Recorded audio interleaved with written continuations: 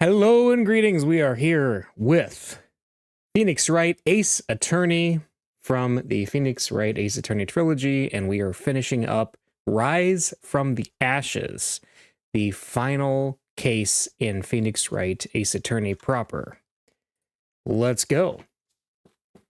February 25th, 9:47 a.m., Defendant Lobby.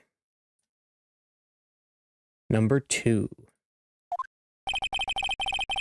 This is the defendant lobby, all right, but there is no defendant.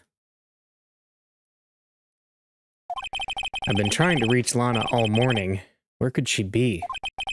And where's Emma, for that matter? It almost seems as if something's been happening behind the scenes. Edgeworth! Knowing you, you've already figured it out. Who the owner of the 7777777 ID number is, that is. Well, I have a pretty strong hunch. Looks like I'm not the only one who's figured it out. You know, the only reason this trial didn't reach a verdict yesterday is because there was still room for doubt regarding this ID record. Now, that number does belong to whom you suspect, but no doubt will remain. After all, he hasn't been officially charged with anything. True. Not yet. In any event, once all doubt has been removed from that list, I can call for a ruling. 5 minutes, right? And Chief Prosecutor Skye will be found guilty. But she didn't do it! I figured you'd say as much. That's why I came here, to hear what you have to say. This is the first time he's ever done something like this. Lana's hiding something, and the only way we'll ever know the truth is to draw it out of her. The truth? Everything goes back to the SL9 incident. Don't be stupid. Today's the last day of the trial. We don't have time to reminisce about the past. That depends on you. Huh? If she's found guilty, you'll lose your only chance to find out what really happened. I'll think about it. See you in court, right? This is it. If I'm ever going to find out what Chief Gant has on her, it's now. February 25th, 10 a.m., District Court, Courtroom Number 9.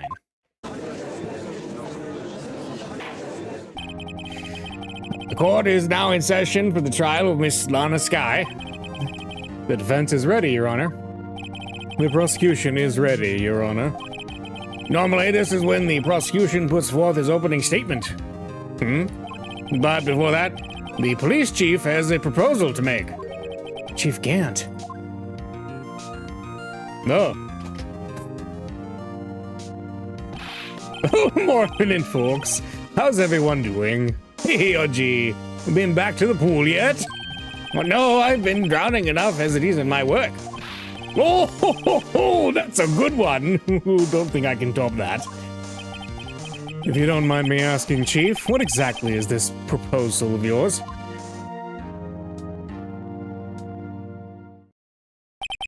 Lana, that is to say the defendant, has asked me if she could speak directly to the court. She wants to do what? Having heard what she intends to say, I feel she should be granted her request. In the end, it should save everyone a lot of time and trouble.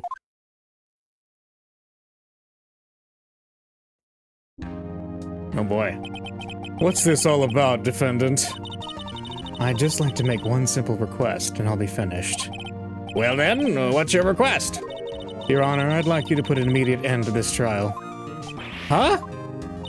I confess to all charges against me. On February 21st of this year, I murdered Detective Bruce Goodman in the underground parking lot of the prosecutor's office. No, Lana!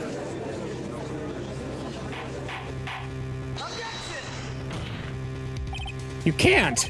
Your Honor, the defendant's claim does not change the defense's plea. In that case, Mr. Wright, I no longer require your services. But Lana! Your Honor, I hereby forfeit my right to an attorney. The prosecution may lack direct evidence against me, but it has sufficiently proven its case through testimony and circumstantial evidence. I would like you to render your verdict now, if you please. Well, the defendant certainly has the right to self-representation. Her request is legally valid, although this is an unprecedented situation. Indeed, it appears there's no further need to continue this trial, even if Mr. Wright may feel otherwise. This can't be happening. It appears the time for the verdict has arrived. This court finds the defendant... One moment, Your Honor. Mr. Edgeworth, the prosecution has not yet proven the defendant guilty beyond reasonable doubt. Any ruling at this stage will certainly be premature. Oh, come now, Worthy. I understand this is a difficult time for you, but why don't you just be a good little boy and keep your mouth shut,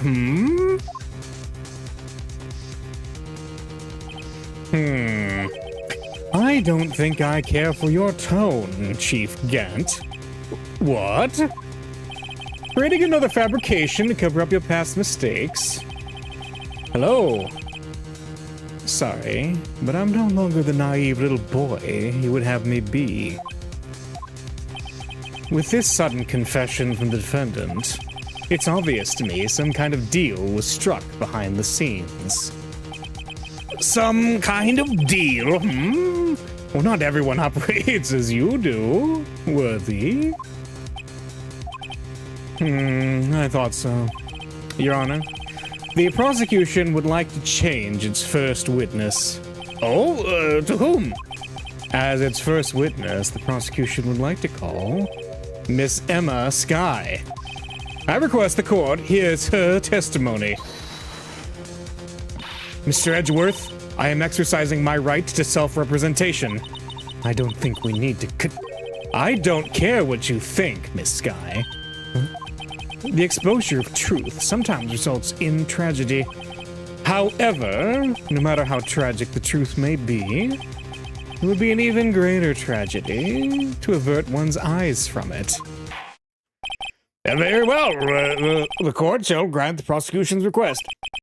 That's okay with you, right, Chief Gant? Worthy, you'll live to regret this. Mark my words.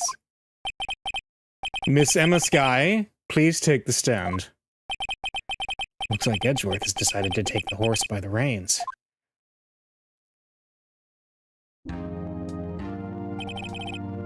Now then, witness, please state your name and occupation. My name is Emma Skye. My occupation? I'm Lana's little sister, and I want to be a scientific investigator. 2 years ago, you encountered the serial killer Joe Dark of the Joe Dark killings. Is that correct? Yes. I'm trying my hardest to forget about that, though. I'm sorry. And I'm afraid I'm going to have to ask you to recall those events one more time. Mr. Edgeworth, please remember this trial concerns the murder of Detective Goodman.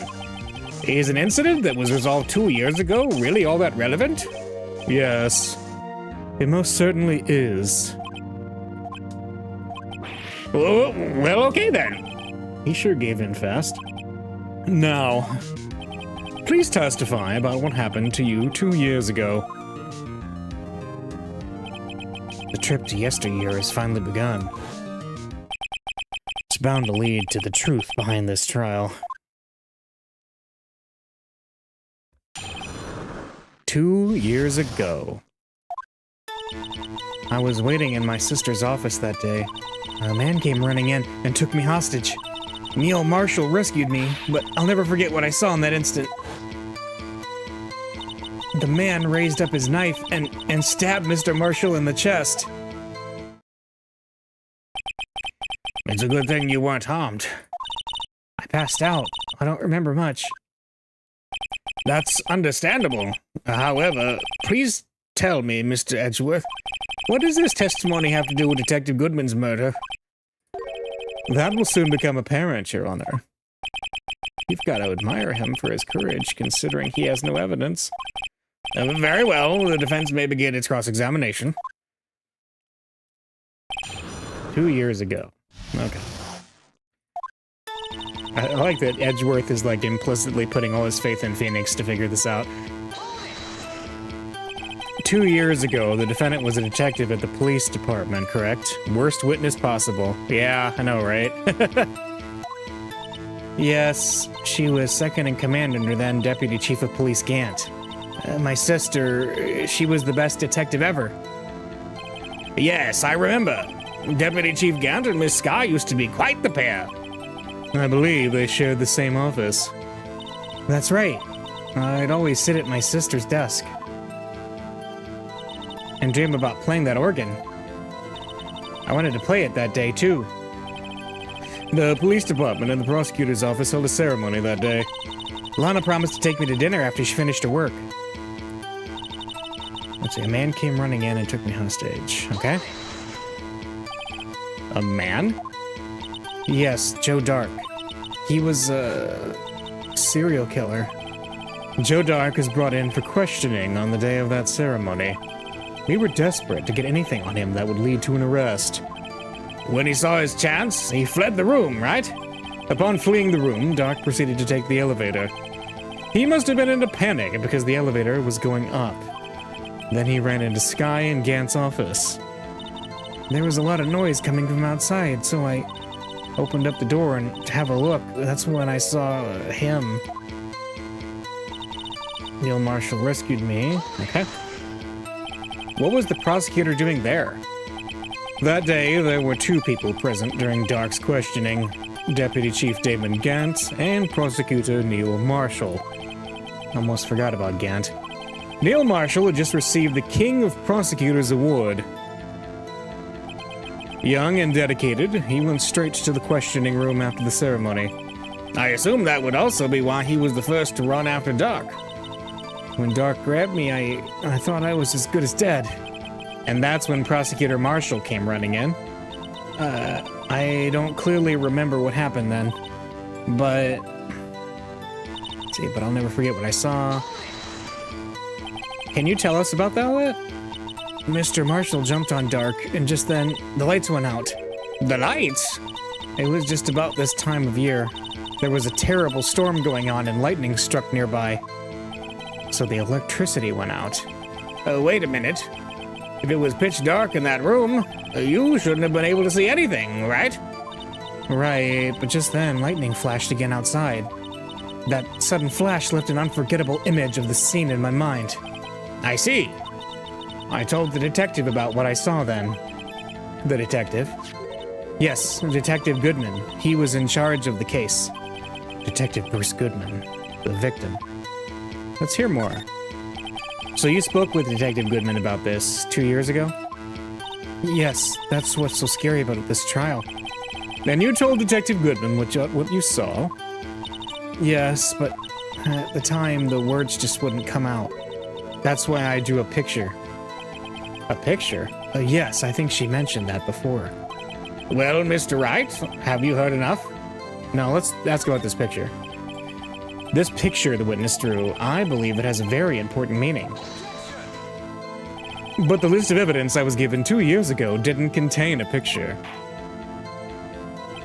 Witness, would you mind if we added this statement to your testimony? Yes, Your Honor. I drew a picture of that scene once, but it seems to have been lost.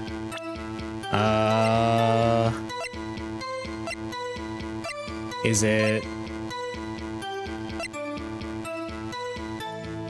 the evidence list? Yeah. Mr. Edgeworth?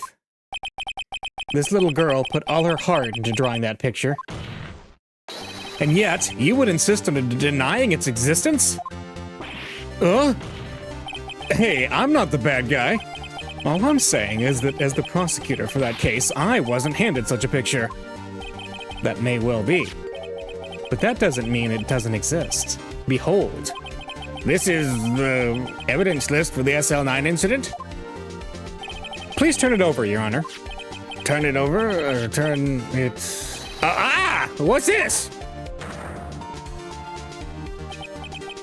Yes, what is that? Hey, that's it. That's the picture I drew. Indeed. Two men appear to be wrestling here. What's the meaning of this? What are you doing with that list? Me? Only the prosecutor in charge should have access to that list. Huh? These lists, they're different from each other. What? It would appear, Mr. Edgeworth, that the evidence list you were handed 2 years ago was incomplete. These two lists fit together to form one. You can see the marks here where they were torn apart from each other. So you see, Mr. Edgeworth, it's quite obvious what happened. 2 years ago, only half of the evidence in that case ever reached you. What? What? Order! But, Miss Guy, why did you draw your picture on the back of such an important list? Because that's what Detective Goodman handed me in the questioning room, Your Honor. Wait a minute.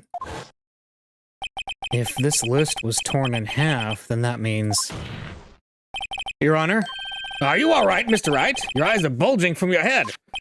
If the evidence list was torn in half, then there might be more of the drawing on the back of Mr. Edgeworth's list. Huh? Yes, that's quite conceivable, Mr. Edgeworth. It's possible. Let's see. Is something wrong? Do you even have to ask? Sorry, Your Honor. There is indeed something drawn on the back of my list. It's that thing.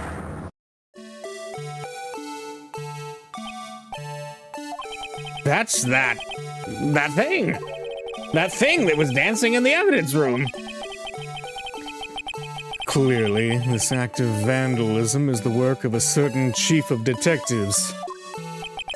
I guess he was out of scrap paper. Oh, this is 5 Nights at Phoenix's, yes. Evidence list restored and updated in the court record. All right, list of evidence in the S-Online incident. Half of this list was found in Gant's desk. Very well. Witness, will you please testify about this picture you drew 2 years ago? Huh? Oh, yes, sir, Your Honor. What's wrong with Emma? She seemed to be thinking about something when she was looking at the picture. Can I look at it now that it's complete? I want to see it. All right, Emma's picture. This is the picture I drew 2 years ago. All right, let me read that in a second. No, I don't want to look at Phoenix's badge. Well, I always want to look at Phoenix's badge, but not right now. Okay, so... The... What? Wait a minute. Does that have a meaning beyond... You know? Like, I don't know. I'm wondering here. Okay, so, I mean, this was originally on a DS, so you were probably meant to flip it, so I'm kind of tilting my head to the right here. So, you know, if I had a camera, this would look pretty funny. But,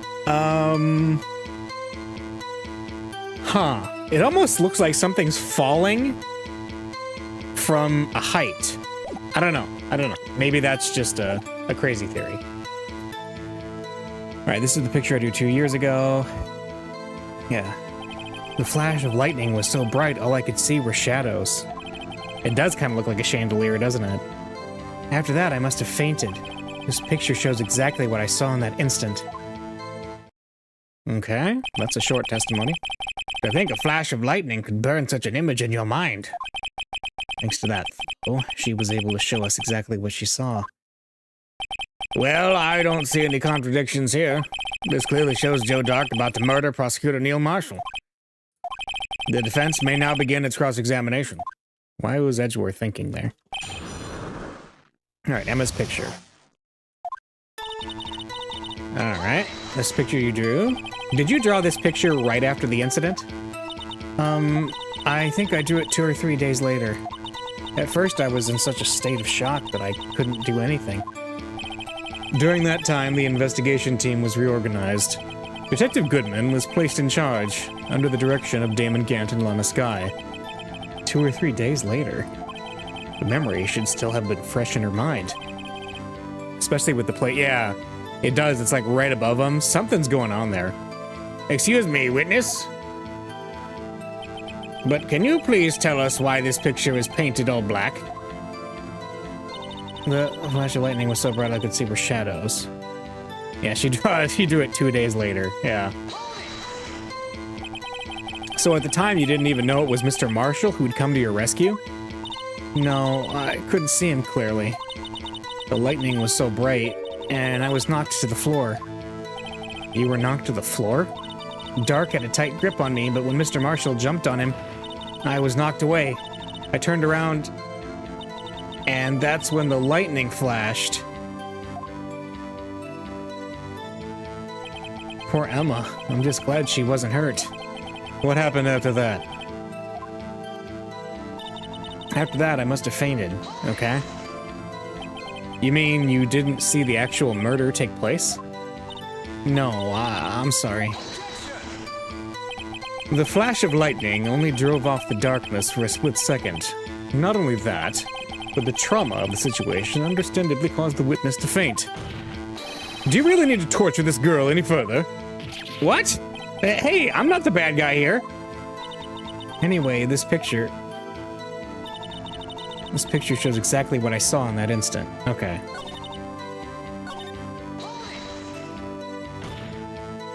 Sorry for asking so many times, but are you sure you drew exactly what you saw? Of course, this is the exact scene. It wasn't influenced in any way from your talks with the detectives? Are you insinuating we somehow manipulated her memory, Mr. Wright? No, of course not. I better watch out, or he might find some way to cut my salary. I drew this picture before I heard anything from the detectives, so I don't think anyone's story would have influenced me. Mr. Wright, is there something that's bothering you about this picture? Huh? Oh, well... that's strange. She claims this is exactly the scene that was imprinted in her mind, and yet... Yeah, I couldn't make out any sign that it was male or female. Yeah, that's interesting. There's clearly a contradiction here. Alright. Hang on. So... we got...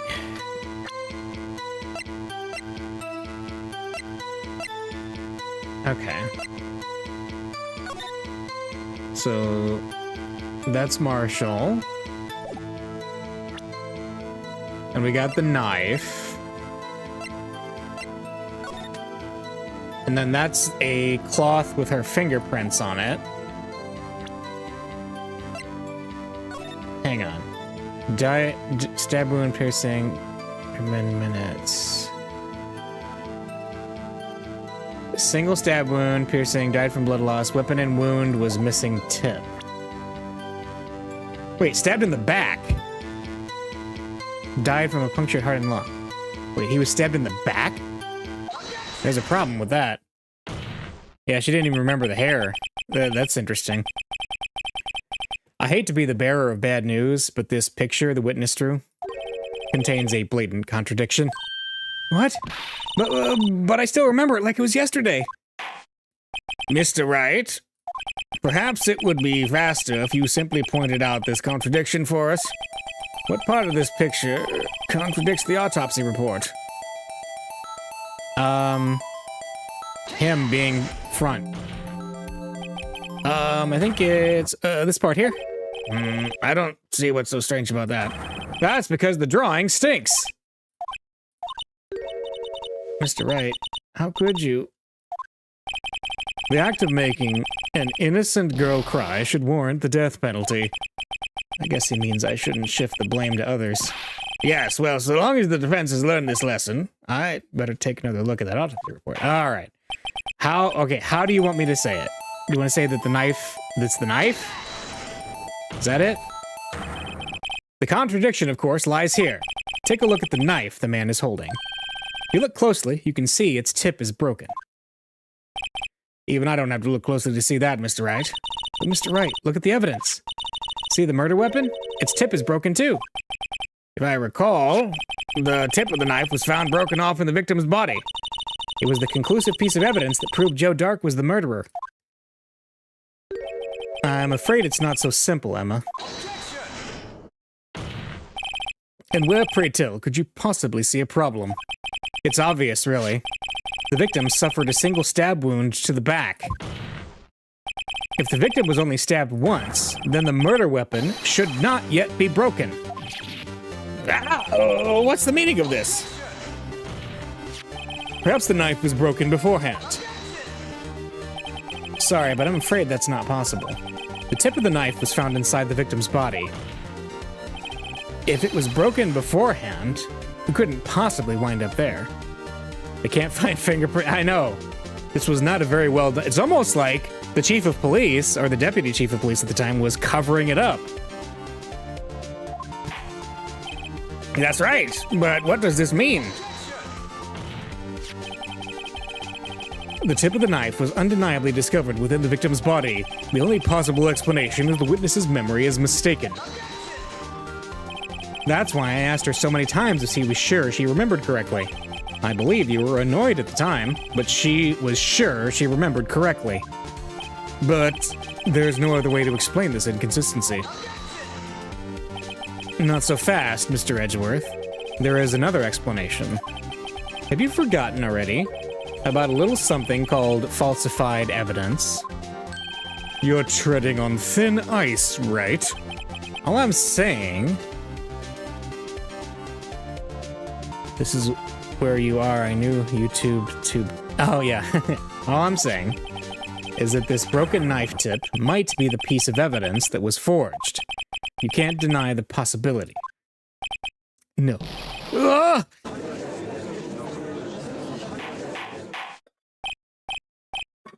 Order! Order!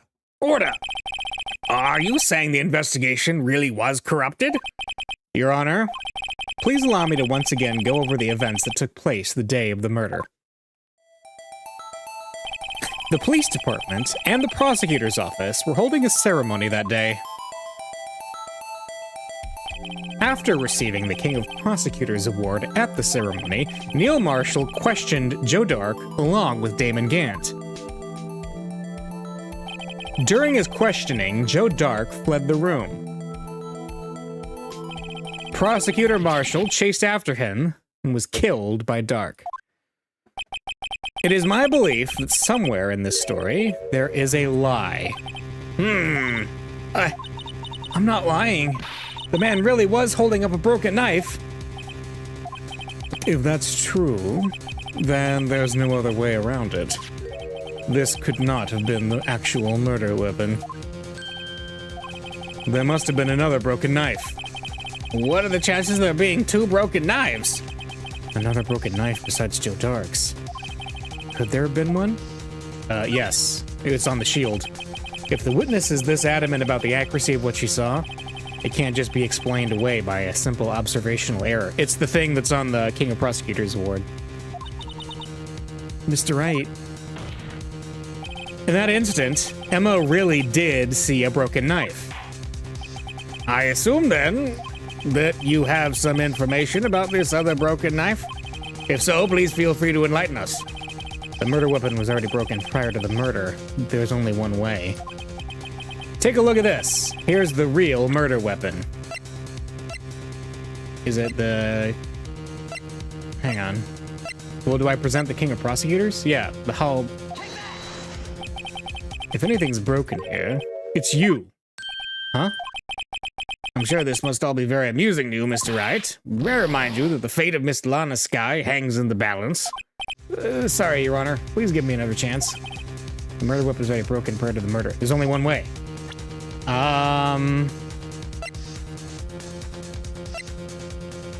If it was already broken... It's this, right? Is it this picture? The murder weapon is 100% my badge. That's right. Let's see, this? The answer lies in the past. 2 years in the past. Right here, inside this picture. This is a picture of the awards... Oh, this is a picture of the awards ceremony. What is it, Mr. Edgeworth? It's the broken murder weapon. Notice the award Prosecutor Marshall is holding. That's a broken knife. As we earlier concluded, the knife in the drawing was not Joe Dark's knife. The trophy is chipped a little. Yes, you're right. That being the case, the knife the witness saw was in all likelihood from this award.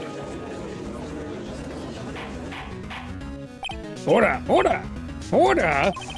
Neil Marshall was awarded King of Prosecutors that day. As an award, he was given this broken shield and knife. When he chased after Joe Dark, he pulled out this knife. Being a prosecutor, he didn't carry a pistol. This broken knife was the only weapon he had in this dangerous situation. But that can't be. Oh, and why not, Mr. Edgeworth? Because if the King of Prosecutors Award knife was the murder weapon, then the murderer and the victim would be reversed. What do you mean? I mean, this man raising a knife would have been Prosecutor Neil Marshall. Oh. Oh! But the prosecutor was the one who actually died. That's true. What's going on here? It seems Mr. Wright has been a bit too eager to jump to conclusions. Wait, I remember now. I remember everything. Witness? Mr. Edgeworth. What is it? Could you show me your evidence list again, please? His list? The one with that picture scribbled on the back?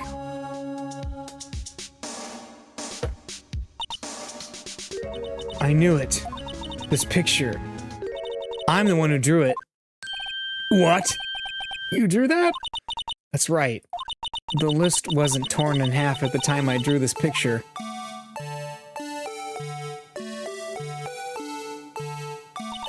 All this time I've been trying so hard to forget. I must have locked this part away deep inside me. Perhaps it would be best if we addressed this to the witnesses, if we added this to the witness's testimony. Would you please tell us what you've recalled, Miss Guy? Yes, Your Honor. First the knife mix-up, and now the blue badger? This should be interesting. Yeah, that's a surprise. Emma's recollection. When I saw that man raise his knife, I panicked and rushed toward both of them. I think I knocked away the man with the knife. Just then there was another flash of lightning, and that's when I saw the blue badger. He wasn't in the room, but I'm sure I saw his shadow. Wait. Hang on. We'll talk to you in a second, Judge. What if the blue badger was the knight over here? Huh? I'm wondering, see this? Look at that. I'm wondering if he actually fell into the halberd and that hit him from the back. Uh-huh. Try impossible. The chief of detectives hadn't even designed him. That's one of the first typos we've seen. The chief of detectives hadn't even designed him until this year. That would mean he didn't even exist 2 years ago. Yes, well, the defense may now begin its cross-examining. Stop, please! Don't pursue this any further. Lana! What's the meaning of this? Please remain seated in the defendant's chair. But you can't do this! I've already confessed to the crime. Why can't you just leave it at that? Chief Prosecutor Sky? We've already come this far. It's too late to turn back. Silence! The defense will now begin its cross-examination. Bailiff, please detain the defendant. It seems we're finally getting to the core of the matter. They think she did it. They think Emma killed him. Alright, when I saw that man raise his knife... When you say that man, I assume you refer to Joe Dark. Yes, at least I think it was him. You think? All I could really see were shadows. The power outage that immediately preceded the incident is also documented in the prosecutor's office reports. So then you... I panicked and rushed toward both of them. Why would you do something so dangerous? What else could I have done? He was about to stab Mr. Marshall. She seems convinced that Dark was the one holding the knife. But as we've just theorized, Mr. Marshall was the one holding the knife. Well, I didn't know that at the time. When that Dark guy knocked me down, all I could think was, I've got to help that other person. I think I knocked away the man with the knife, okay? What do you mean you think? It all happened so fast, and I was in shock. I don't remember everything clearly, what I did. It's all kind of a blur. Miss Skye was almost killed before she was a witness to a murder about to take place. With so much happening in a matter of seconds, a little disorientation is only natural. I saw the man about to stab the other person, who I thought was Mr. Marshall. I knew I had to stop the man with the knife. What you did was very brave, young girl. So then, what happened next? And just then, there was another flash, and that's when I saw the blue badger. Oh boy. Are you sure about this? Of course. See? I even drew a picture of him here. But it was the chief of detectives who thought up this hideous beast. And that was just this year. The blue badger didn't exist 2 years ago. This is all quite verifiable. I know it sounds strange. I was surprised too when I saw him at the police department. I had this nagging feeling that I'd seen him before somewhere. Now I finally remember. Oh, brother. Just when you thought that thing had caused enough commotion. Tell us, where in the room did you see him dancing? He wasn't in the room, but I'm sure I saw his shadow. Okay. His shadow? So you mean you didn't actually see his face with its winning smile and all? That's right, but I still remember it. He had 3 creepy horns. This is pointless. That thing couldn't have possibly existed 2 years ago. The witness must be mistaken. That may well be. But what's important is that what caused her to think she saw what she did. Oh, then I suppose you have an explanation. If so, then by all means, tell us what this shadow really was. What was it Emma saw when that lightning flashed? Who is this blue badger, really? I just might know. The blue badger hadn't even been dreamt up when Emma drew this picture, yet she's certain she saw its shadow. Ladies and gentlemen, it is the defense's belief that on that fateful day 2 years ago, there indeed was something that looked similar to the blue badger. Something that is now sitting in this very room. Mr. Wright. In this room? Very well, Mr. Wright. What is it that the witness saw in that instant? Please show us this mysterious blue badger lookalike. 3 horns? Interesting. It's not this jar, is it? Oh, look. It kind of would have 3 horns, but this has been broken off, right? She said it had 3 horns.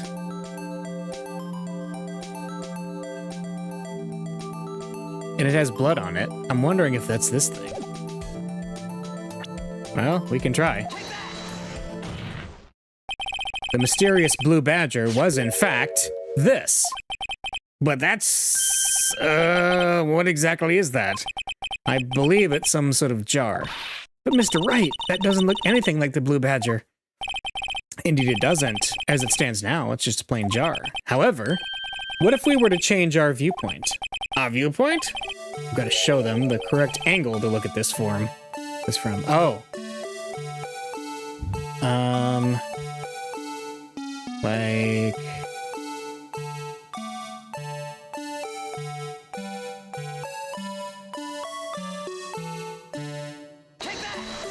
Wait, this isn't right. Allow me to remind the defense, its case hinges on the witness's drawing. If Mr. Wright can't match the shape the witness drew, we cannot accept his claim. We've got to find just the right angle.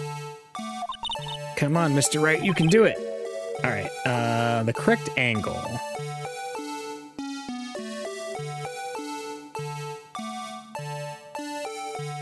Would it be...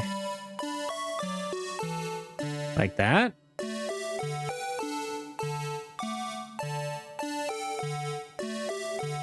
Or more like this. Like... Well, we have to make it look like it has all 3 horns, right?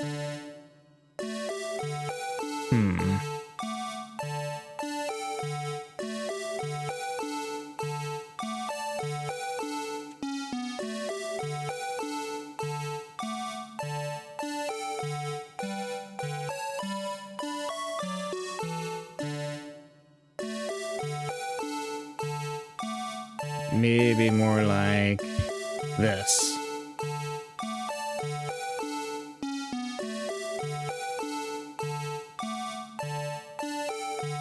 Like that? No, that's not right.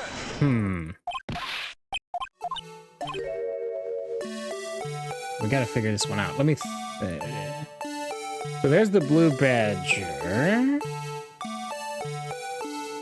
And we're trying to figure out how to properly adjust it.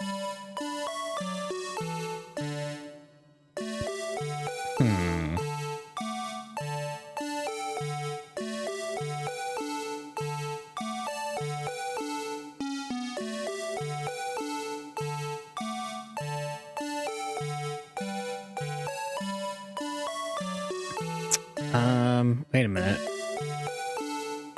3 horns, right? So... maybe more like that? Oh yeah, because... yeah, let's see if that works. Hey, that did it. Well, is this a miracle or what? Oh my gosh, that does look exactly like it. No one can possibly deny this jar's resemblance to the blue badger. No, it can't be!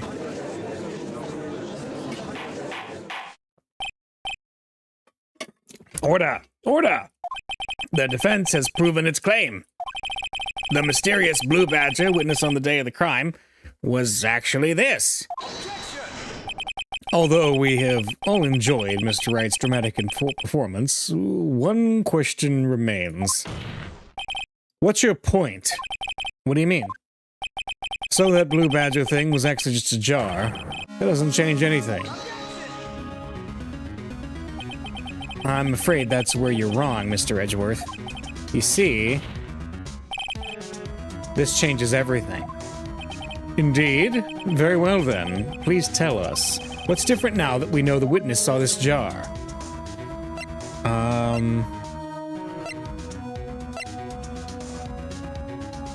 Would it be... what would it be? The... let's think about it. If she saw it... the location, I'm thinking, because that means that she'd have to be looking at it at an odd angle. Let's see. Allow me to take these in turn. At the moment of the murder, the witness saw this jar. At a very specific angle, I might add, Mr. Wright. Yes, well, knowing this, where could she have seen this jar? Where? The location of the jar is shown in a picture taken on the day of the crime. It's on a shelf in the office of Damon Gant. But the body was found lying near Lana Sky's desk. The witness testified so herself. Yes, and it is these 2 facts that reveal what actually transpired. You see, the struggle between Dark and Marshall did not take place in Lana Sky's office. It happened on the other side of the room, in Chief Gant's office. Are you implying the murderer moved the victim's body from Damon Gant's office to Lana Sky's office? Yes. Why would he do that? There's no reason. Exactly. If there wasn't a reason, he wouldn't have gone through the trouble. The only logical conclusion is that there was a reason. Do you know what that reason was, Mr. Wright?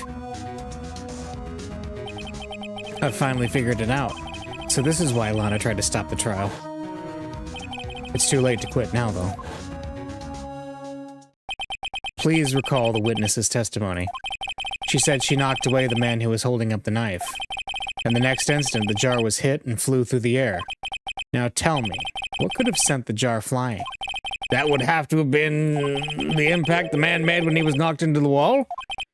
Ladies and gentlemen, if I may draw your attention to this picture once more. If the man was knocked in the direction of the shelf the jar was sitting on, what would he have hit? The suit of armor, holding a very sharp and dangerous-looking sword. Yes. And since the man who was knocked into the armor was carrying a broken knife, he would have had to have been Neil Marshall, wielding the King of Prosecutors trophy. No, Mr. Wright, you can't be thinking. Yes, there is another possibility of what actually transpired in that room. Another possibility? Of course, the perpetrator would have had no idea, but nevertheless... Oh yeah, it's... I don't know if I can go through with this. Yeah, I know exactly what we're trying to say. It was her. She pushed him into the spear. Oh boy. Mr. Wright, what's the matter? If events took place as the defense theorizes, then the outcome is obvious. In that moment, assuming the man in the sky knocked away was actually Prosecutor Neil Marshall. Yep.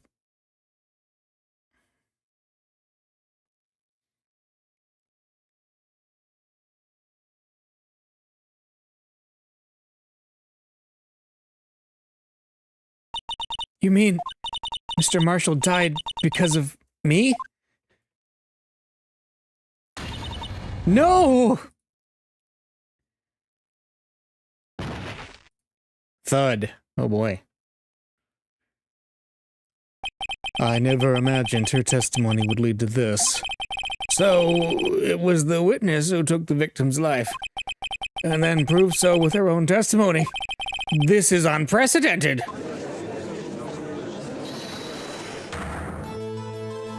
What are you saying? I'm sorry, Miss Skye, but given the circumstances, Joe Dark murdered Prosecutor Marshall. How can you think it was Emma? How dare you try to pin the crime on her? Imagine that coming from you. Huh? If you recall, it was you who admitted to forging evidence 2 years ago. The reason you moved Prosecutor Marshall's body was to keep anyone else from finding out about what Emma did, wasn't it? I assure you, Mr. Edgeworth, I have no idea what you're talking about. If you hope to have anyone believe your insane allegations, I'm afraid you're going to have proof. Tell me, do you have any conclusive evidence that proves my sister killed Neil Marshall? Evidence? I'm willing to bet you don't. Yes, it certainly would be difficult to prove this with evidence. If we don't have evidence, then we'll have to rely on testimony. I'm afraid that won't work in this case. Both parties involved in the incident are dead. Huh? We certainly can't get dead people to testify. This has all been a wild goose chase from the beginning.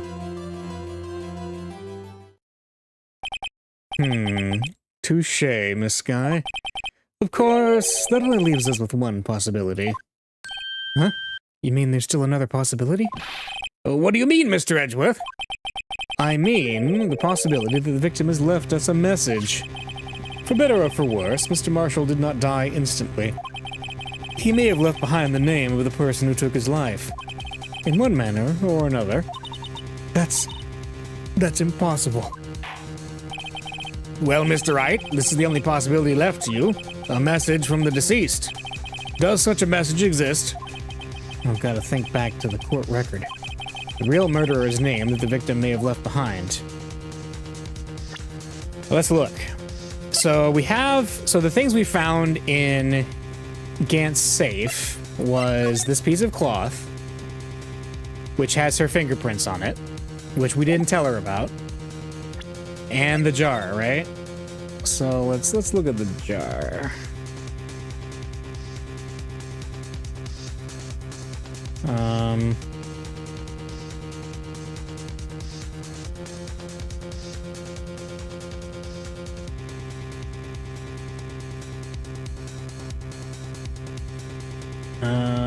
Can we...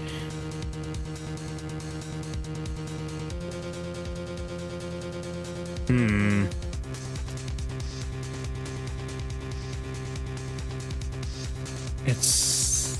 I mean, is that just blood splatter? I mean, it looks weird.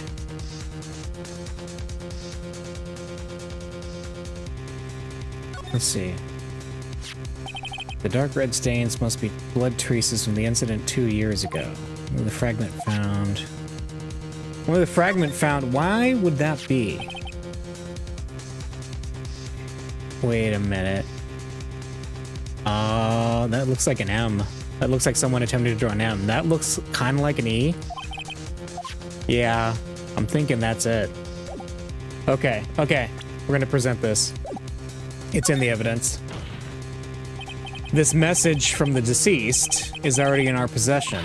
Mr. Wright, will you stop at nothing to prove my sister a murderer? Do not be mistaken, Miss Guy. Our purpose is not to accuse Emma of any crime. There's only one thing we seek. The truth. No matter how painful it may be. Now then, Mr. Wright, please show us the piece of evidence that conveys the message from the deceased. It's the jar. This is the message left by the deceased. This is that blue badger from before, right? Oh, is he going to just speak the killer's name? If that thing could, I'm sure it would. Looks like everyone's forgotten this is just a jar. A message was left here, on the surface of this jar. What do you mean? If you look closely, you can see a faint trail of blood on the jar. It looks like someone wiped the blood away. Yes, but notice, for some reason, the blood on some of the fragments was not wiped away. Yes, there's a line here, drawn in blood. So what you're saying is these dots were once lines? Prosecutor Marshall did not die instantly. He used the few precious moments left to him to leave behind a message. One that someone apparently wiped away, but blood must have seeped into the jar where the lines changed directions. Precisely so. All we need to do is connect these points, and the victim's message will become apparent. No. Mr. Wright, what kind of message did the victim leave for us? Your Honor, I believe these bloodstains will reveal to us the answer. I've got to connect these dots to make letters. There's only one thing the victim would have written given the circumstances. His murderer's name. Alright, yeah. Yeah.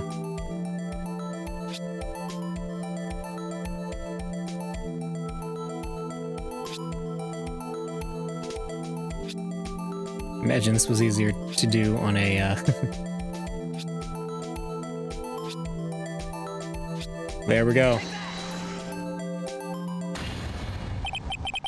It's a defense attorney's duty to prove their client's innocence. That's why all I've been thinking about is saving Lana. After all my efforts, I never thought it would turn out like this. Emma. So, this is the final message Prosecutor Marshall left behind.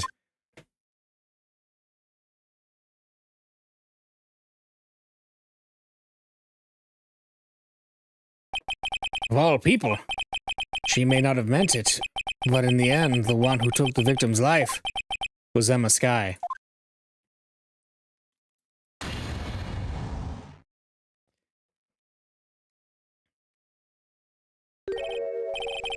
See, Worthy? Can't say I didn't warn you. Chief Gant, do you understand the implications of what you've done? What? What are you talking about? Oh, 2 years ago, Joe Dark was sentenced to death. He was convicted because of his final murder. I believe you were the prosecutor in the case, were you not? Yes, Worthy. Because of you, an innocent man was sentenced to death. And not only that, but you used forged evidence to ensure his conviction.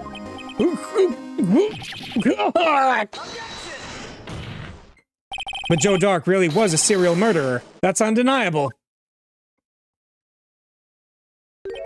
I'm afraid that's not important. But didn't you know? We aren't defenders of justice. What? We're merely keepers of the law. Sentencing a man to death is no light matter. Even if there wasn't any cover-up or evidence forgery, ultimately the responsibility falls on the prosecutor in charge. Despite what anyone may say, this fact cannot be denied. What's going on at the prosecutor's office? They put an innocent man to death. How can he just stand there like it wasn't his fault? Order! Order! Order!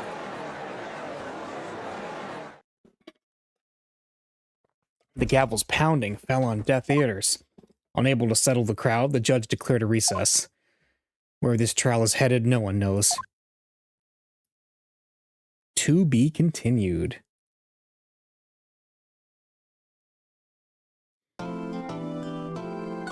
Okay.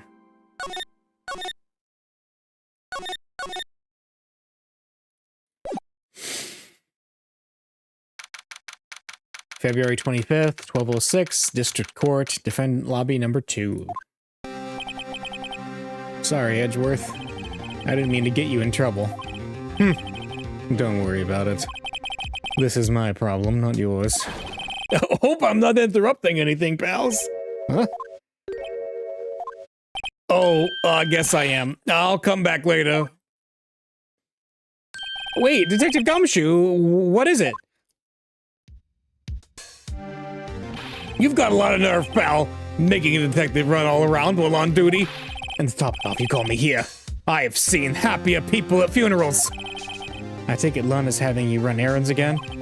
Let me tell you, this is the last time, pal. Here. She asked me to give this to you if there was a break in today's trial. Evidence law? Edgeworth was talking about this just the other day. Oh yeah, 2 rules of evidence law. No evidence shall be shown without the approval of the police department. Yeah. They never talked about number 2. The chief prosecutor also wanted me to give you a message. A message? She said if you're planning to take him on, you're gonna need this book. Him. I guess I'll need to give this book a thorough read. Is it in my... Yeah, it's here now, right? No, it's not. Evidence law securely slipped into pocket. Okay. It doesn't look like that book will do you any good now, though. All that's left now is the chief prosecutor's sentence. That's where you're wrong, detective. Huh? Haven't you figured it out yet? Why I'm still sitting in that prosecutor's seat? Despite all these allegations being thrown at me. Mr. Edgeworth, the real trial today hasn't begun yet. What? Oh, what else is there left to do? Your credibility's been all but ruined with this forged evidence you were unaware of. And Maskai found out she unwittingly caused a man's death. And now, you're telling me you want to do more? You gotta be kidding me, pal. You're missing the point, Detective. Lana didn't murder Detective Goodman. Huh? She merely stuck a knife into his dead body. That means the real killer is still out there. What? And we're going to expose him, no matter what it takes. This case has hurt too many people. It's time to bring it to an end. February 25th, 1252, District Court, Courtroom number 9. Court will now reconvene for the trial of Miss Lana Skye. Mr. Edgeworth? Yes, Your Honor. The inquiry committee is planning to impose harsh penalties for your actions. Thank you for the news, Your Honor. Yes, well, normally this is where the prosecution calls forth a witness, but, this isn't easy to say. You see, there is some concern that you, Mr. Edgeworth, may have, struck a bargain.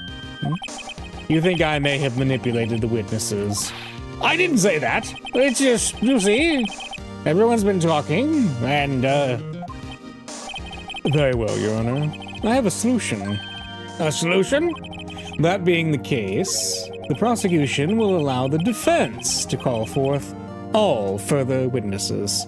What? But there's no precedent for what you're proposing. Undeniably, this is an unusual arrangement, but a very effective one. It would prove that I haven't struck any deals with the witnesses. Well, Mr. Wright, what do you say? Unbelievable. Edgeworth has found a way to continue the trial. Very well. The defense accepts the prosecution's proposal. Then it's settled. The defense may now call forth the next witness. Mr. Wright. You do realize this is your last chance. If you call the wrong witness, this trial is as good as over.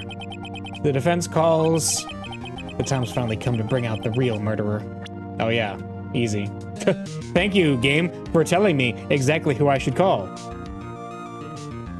Mike Meekins. No, I'm kidding. Damon Gant. Yeah. Damon Gant. The defense calls Damon Gant to the stand. Damon Gant? What does he have to do with anything? As the defendant's partner 2 years ago, Mr. Gant has first-hand knowledge of the crime. I feel we should hear what he has to say about it. The defense calls its badge to the... Yes! I am going to interrogate my own badge. As luck would have it, he should still be in the courthouse. He would also be the least likely to have been manipulated by me in any way. Wouldn't you agree, Your Honor? True. All right, bailiff. Please escort Mr. Gant to the stand.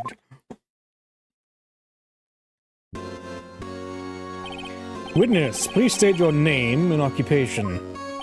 What is this? Some kind of practical joke? I was just on my way to lunch. Your name and occupation, sir. Worthy? Are you sure you want to do this? Your name and occupation. So, you want to play hardball, eh? But please, Mr. Gant. Fine. My name is Damon Gant. I'm the acting chief of police. Now then, Chief Gant, the court requests to hear your testimony. Oh, right-ho. What's with the grim face? First, let's clear up this SL9 incident. Oh, you mean that time when Lana's sister murdered the prosecutor? Personally, I think it's been made pretty clear already. There's still some things unaccounted for. Oh? Like what? Like the role you played in all of this. Son, either you're very brave, or very foolish. You are aware, of course, that the police chief has all kinds of weapons at his disposal. Weapons? Sure. Well, take my testimony, for example. I don't have to give it if I don't want to. What? Is that true? I'm afraid so. The chief of police has the right to refuse to testify. What? What? Okay. Can I look this up? Let's see. Rules for submitting evidence. Rule number 1. No evidence shall be shown without the approval of the police department. Rule number 2. Unregistered evidence presented must be relevant to the case on trial. I have diplomatic immunity. Seriously?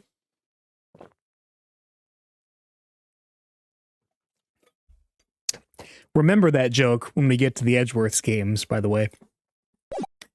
Let's see.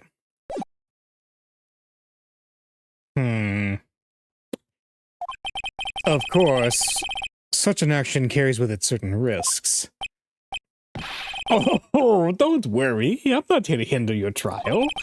Just remember, if this turns out to be a big waste of time, don't say I didn't warn you. Very well, the witness may now begin his testimony. Oh, so he is going to testify. The SL9 incident. As I recall, Neil and I were questioning him that day. To make a long story short, we slipped up. That power outage didn't help either. When I went to my office, I found Lana there. Apparently she had already arranged the crime scene. As you can see, I had nothing to do with the forgery. Is that when Dark was arrested? Him? He was lying on the floor unconscious.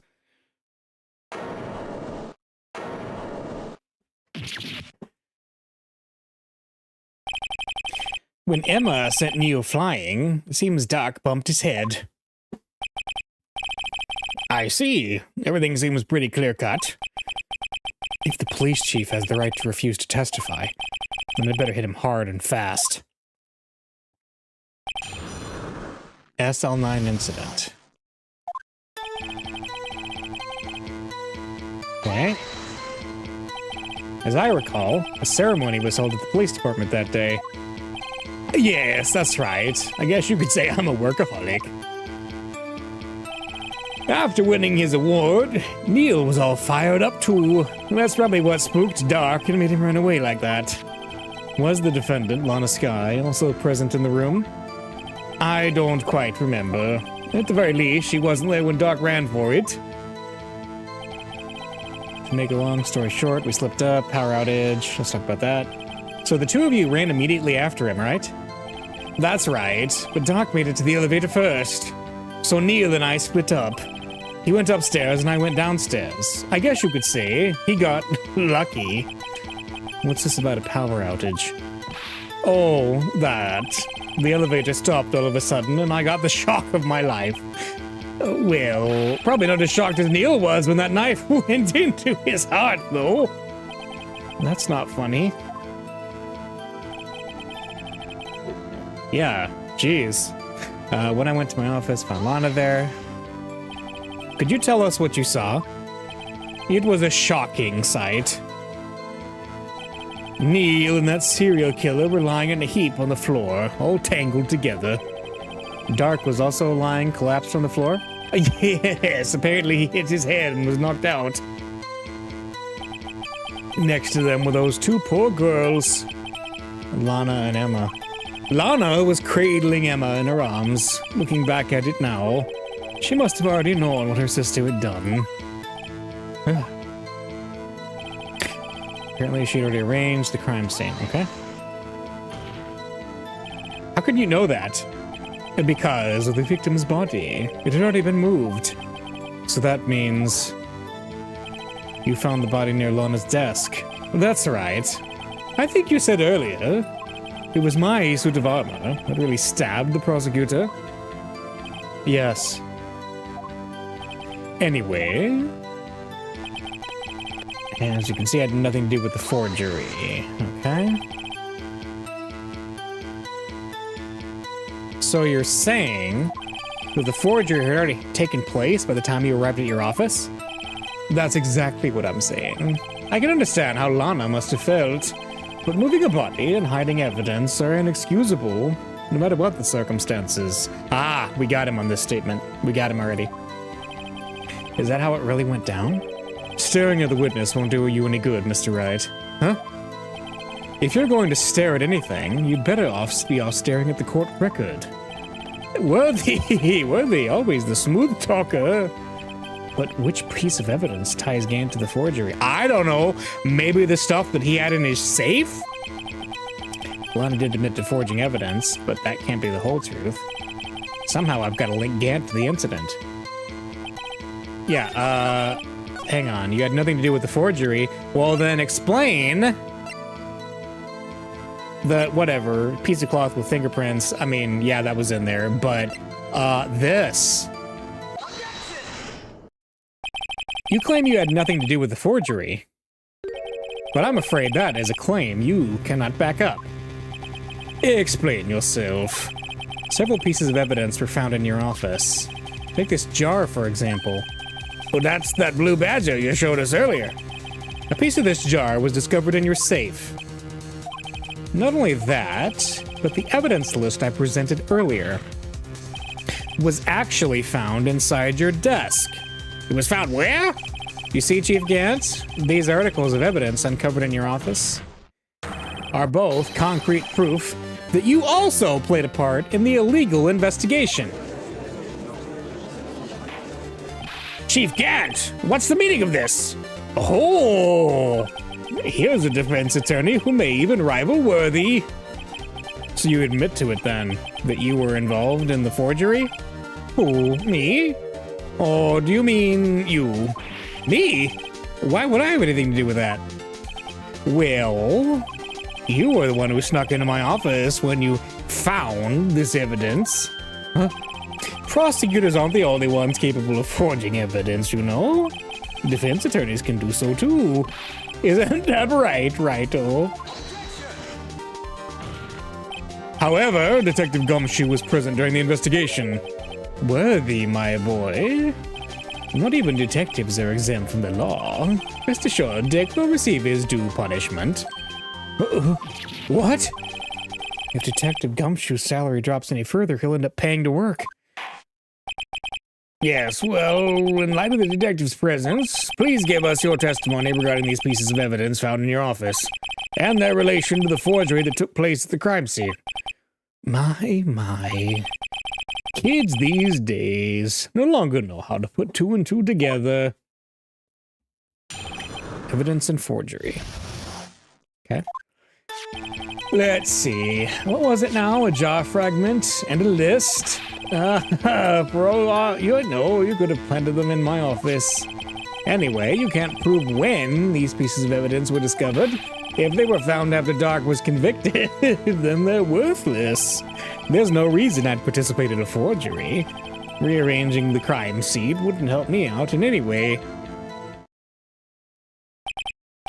Mr. Wright? Yes, Your Honor. When investigating the crime scene, you should have been more careful to observe protocol. You do understand that I am the chief of police, right? There will be consequences. Oh, indeed. I believe I will press charges, so you won't make that mistake again. My apologies, Chief. Would you mind waiting until tomorrow for that? Today is, well, you know. Oh, right, gee. In return, though... I know, that place, right? What? Huh? What are these two guys, telepathic? What the heck was that? I'm very creeped out now. Alright, for all... Huh.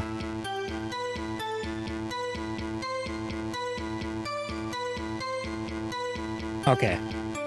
I just had to process that for a second. Alright. I'd appreciate it if you'd stop making these ridiculous allegations. Yes, you do have a point. You wouldn't have the guts to do something like that. What? I'll have you know, back in the day I once broke into a cattle ranch and tipped... Mr. Wright, what are you saying? Anyway, can't prove you didn't carry in the evidence, can you? If you have proof to the contrary, you're going to need it later. Later? What are you talking about? What else? I'm talking about when Raito's prints are found. Yes, if they're found inside my safe, they would prove his investigation was illegal. I've never faced anyone as slimy as this guy. You can't prove when those pieces of evidence were discovered. What do you mean by that? This is all purely hypothetical, of course, but suppose I did place those items in my safe. Such an act wouldn't necessarily constitute forgery. If concealing evidence found at a crime scene isn't forgery, I'm not through speaking yet, righto? It all depends on when the evidence was discovered.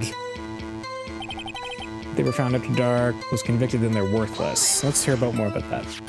Are you saying this jar fragment wasn't discovered in the initial investigation? It would appear not. After all, it wasn't listed in the evidence list. For all we know, it could have suddenly materialized the day after Dark was sentenced. Oh, and wouldn't that be convenient? Right. The chief is talking about a possibility. So long as you can't rule that out, your remarks, however clever they may be, will only succeed in wasting time. Tell me something I don't know. Come on now, righto? Think about it. There's no reason I participated in forgery, okay? How can you look me in the eye and say that? Because I'm innocent. Huh? Remember? Who was it that murdered Neil? I'm not sure I care for the word murder here, but in the end, the person responsible for Mr. Marshall's unfortunate demise was Emma Skye. Well, now, do you see? Rearranging the crime scene wouldn't help me out in any way. Well, let's talk about that. Really, Chief Gant? At the very least, there's one very large benefit you've reaped from all this. Oh, I wasn't aware. What is that benefit? That would, of course, be the position you have. Chief of Police. Yes. Okay, he was Deputy Chief of Police. Let's think back to what we've heard before. He was the Deputy Chief of Police. He solved this case, and it was off of solving this big case that he was made Chief of Police. And Lana was moved to the prosecutor's office, and she became the chief prosecutor. If he had blackmail on her, basically, you know, your sister killed somebody and I helped you cover it up, I mean, he would have so much control over the prosecutor's office, it would be obscene. Yeah. Oh! The resolution of the SL9 incident secured your promotion to chief. That in itself is sufficient motive. Oh, that's a good one. Huh? Do you really think I'm that incompetent? What do you mean? Well, even with all that case, I was already in line to become the next chief. The resolution of SL9 merely sped up the inevitable a little. Is that true, Edgeworth?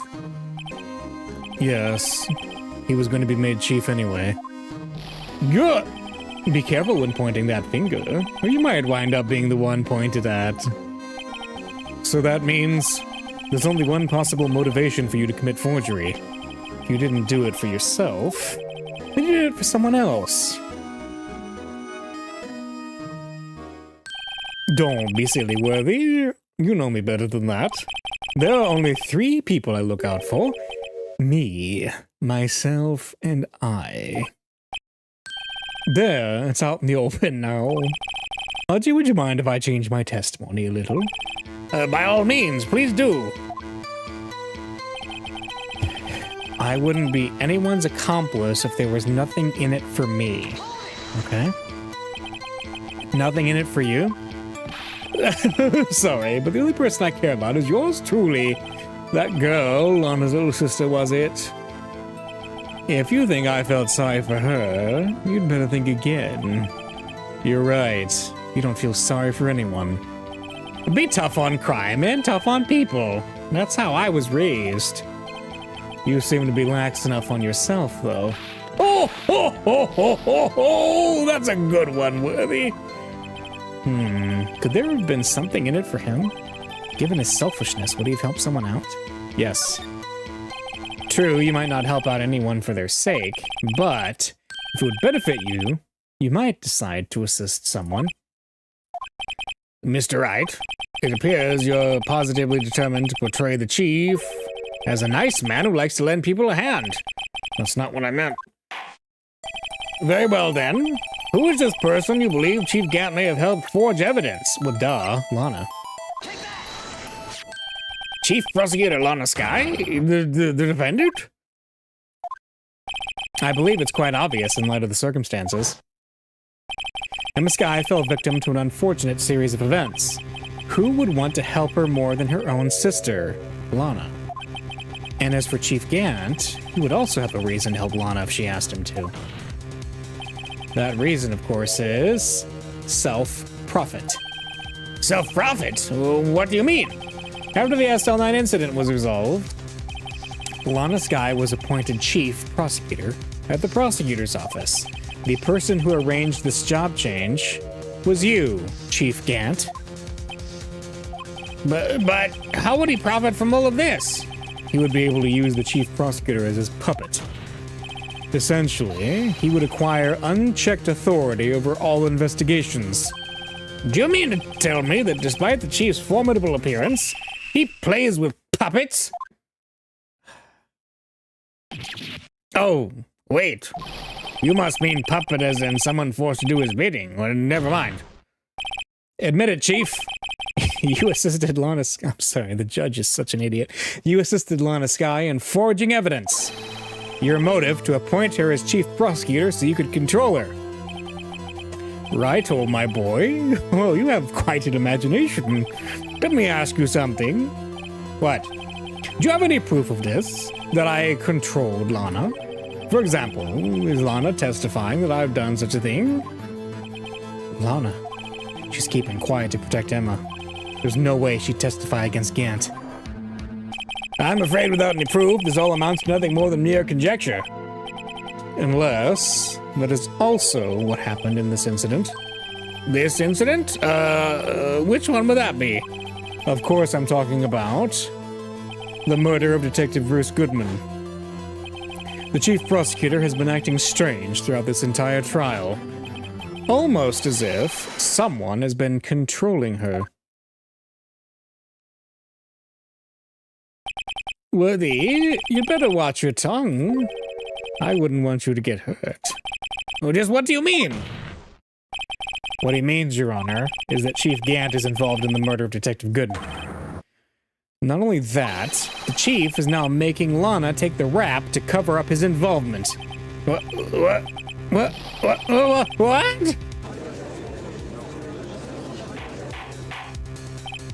Order! I said order! Mr. Wright, you can't be serious! Huh?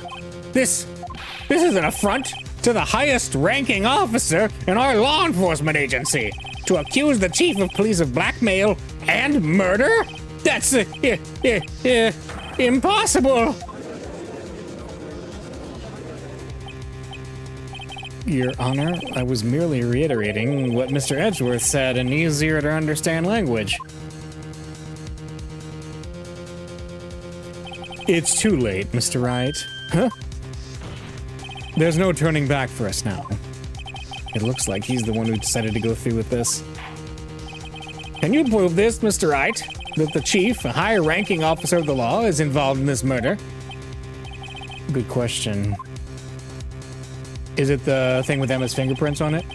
Regardless of his rank or title, Chief Gant is just a man. The question is he a criminal? I believe the evidence will tell.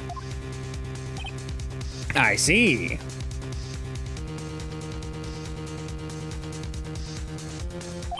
All right then, let's see what Mr. Wright's got, and it better be good. Show us this evidence that ties Chief Gant to the murder of Detective Goodman. Oh, wait. The ID card record. That's his. Yeah. This is the ID card list. Yes, the one that shows who entered the evidence room on the day of the crime. There was one ID on the list we couldn't determine the owner of yesterday. 7777777. Oh, sorry, but there's no way you can prove that's my card number. It's your number. What? How do you know that? The safe in Chief Gant's office requires a code to open. A 7-digit code. 7 digits? You don't mean... I'm afraid so, Your Honor. The code was 7777777. The same as the remaining ID card number on that list. Chief Gant, you entered the evidence room on the day of the crime. Order! Chief Gant, what do you have to say? Nothing. The defense's search of my office was in violation of regulations. And I will demand Mr. Wright be punished to the maximum extent of the law. But right now, this court demands an explanation from you about the use of this ID card. Chief Gant, so you admit it? You entered the evidence room on the day of the crime? What about it? I'm chief of police. Whether it's the evidence room or the bathroom, what's the difference? I can go anywhere I want. Tell me, when you entered the room, were you alone? I always go to the bathroom alone, as I do with the evidence room. Detective Goodman wouldn't have happened to be with you that day, would he? Of course not. Why would he be? I hadn't seen him in days. You hadn't seen him in days, Chief Gant? I'm afraid you've just undone yourself. On that day, you had to have met with Detective Goodman. What do you mean? The trial's purpose is to determine Lana Sky's guilt. No, it isn't, Your Honor. This trial's purpose is to determine the truth. If Chief Gant met the victim on the day of the crime, then we need to determine one thing. What transpired during that meeting? In that case, Mr. Wright, I'm going to have to ask you for evidence. Show us proof that the victim went to meet Chief Gant on the day of the crime. Was it his lost item report? I think it was. Can only be submitted to the Chief of Police, yeah. Detective Goodman lost his ID card on the day of the crime. Or to be more accurate, Jake Marshall stole it. So Detective Goodman filled out a lost item report. And he would have had to give that report to the Chief of Police. Yet you're in possession of the report, which means you can't be sure if he filed it. He filed it. How do I know, you ask? Because he needed to enter the evidence room that day. He needed to? Yes, to transfer the evidence out. Oh! Detective Goodman took the form to you, Chief Gant. Then, you accompanied the detective to the evidence room. I accompanied him? There's no other way the murderer and Detective Goodman could have entered the room. Hold on. Let me guess what you're going to say next. I, the Chief of Police, murdered poor Goodman. Exactly. But wait! The Chief didn't necessarily need to accompany him to the evidence room. He could have just lent him his ID card. Yes. Now that you mention it, I believe I might have done something of the sort. Sorry, but that's not possible. According to the record, your card was only used once, yet you showed us your ID card earlier. If you had really lent it to Detective Goodman, it would have been found on his body. No! Chief Gant, you didn't. The murder was most likely a spur-of-the-moment crime, where no one in their right mind would choose the police department as a place to commit murder. After the murder, you contacted Lana at the prosecutor's office. Why? To dispose of Detective Goodman's body, of course. You're forgetting, Mr. Wright, that the victim's body was discovered in the prosecutor's office parking lot. How did you manage to move it there? I was at the police department the entire day, you know, and everyone's aware that Lana stayed at the prosecutor's office at the ceremony. Everyone except me, it seems. Still, you're the Chief of Police. You have an entire police force at your disposal. Oh, so you think I just ordered an officer to do it? Hey, you! Take this dead body over to the prosecutor's office. Oh, I don't think so. Chief Gant, you left all the evidence we need to prove how you moved the body to the prosecutor's office. And all this time, I thought it was just a useless clue just taking up space. Is it, How could the body have moved? How could the chief have moved the body? Mr. Wright, show us his evidence. To move the victim's body, Chief Gant used this. Yes. Yes. The screwdriver, because I was trying to think, so like that's Edgeworth's car, right? That doesn't prove anything directly. Then that's Edgeworth's car. He stuck the body in Edgeworth's car, and then he asked Edgeworth to take the A116, because that has nothing to do with these cases, right? Yeah, that's got to be it. Because Phoenix gave us a clue there. He said, I didn't think this had anything to do with the case, so it has to be the screwdriver. This is how he moved Detective Goodman's body. What's that? A screwdriver? But what does that have to do with this case? Mr. Edgeworth, think back to the day of the crime. What is this screwdriver doing here? It's here because... Yeah, he said, I was asked to go by Chief Gant. Yep. To pick up. Yeah, pick up the... Yeah. He was bringing the screwdriver back because Gant asked him to. After the ceremony ended that day, I didn't plan to return to the prosecutor's office. But you did, because Chief Gant asked you to. You mean The body was found in the trunk of Mr. Edgeworth's car.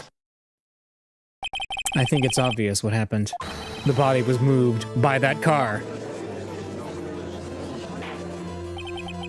Detective Goodman's body was carried in the trunk of Mr. Edgeworth's car? Yes, unless, of course, you have another explanation, Chief. Why else would you have asked Mr. Edgeworth to transport evidence from a closed case? There's only one plausible explanation. To transport the body to your accomplice, Miss Lana Skye. Order! Order! Order! What's going on here? Is there no room for rebuttal to the defense's outrageous accusations? Well, think back to the photograph Miss Starr took at the prosecutor's office. This was not a photo of the body being stuffed in the trunk to be taken away. It was exactly the opposite. It is a photo of the body being taken from the trunk. Chief Gant, please, say something. I believe your time's up. My time's up? Oh, sorry, Righto, but I'm having lunch with the District Attorney General after this. We have to get going if we're going to make it in time for the early bird special. But the cross-examination isn't finished yet. Remember what I told you earlier? A police chief has all kinds of weapons at his disposal. Weapons like the right to refuse to testify. I'm invoking that right now. What? This is not a right to be casually invoked. There are certain risks to be considered. So you're going to just run away after all this? Run away? Don't make me laugh, Worthy. I stabbed old Goodman, that's what you're saying, right? But if you had any conclusive evidence, you'd have presented it by now. Well, You think I had Lana dispose of the body? If so, then show your proof and get it over with. I'll say it again, Mr. Wright. Damon Gant is the current chief of police. This court will not tolerate any accusations against him without concrete proof. Well, Mr. Wright, Your Honor, do you have any concrete proof? Proof that Chief Gant murdered Detective Goodman and made Miss Skye dispose of his body? Do I have any concrete proof? Do we? Huh.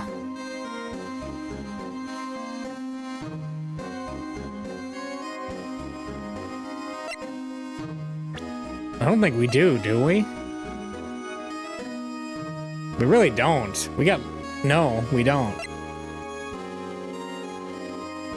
I can't think of anything.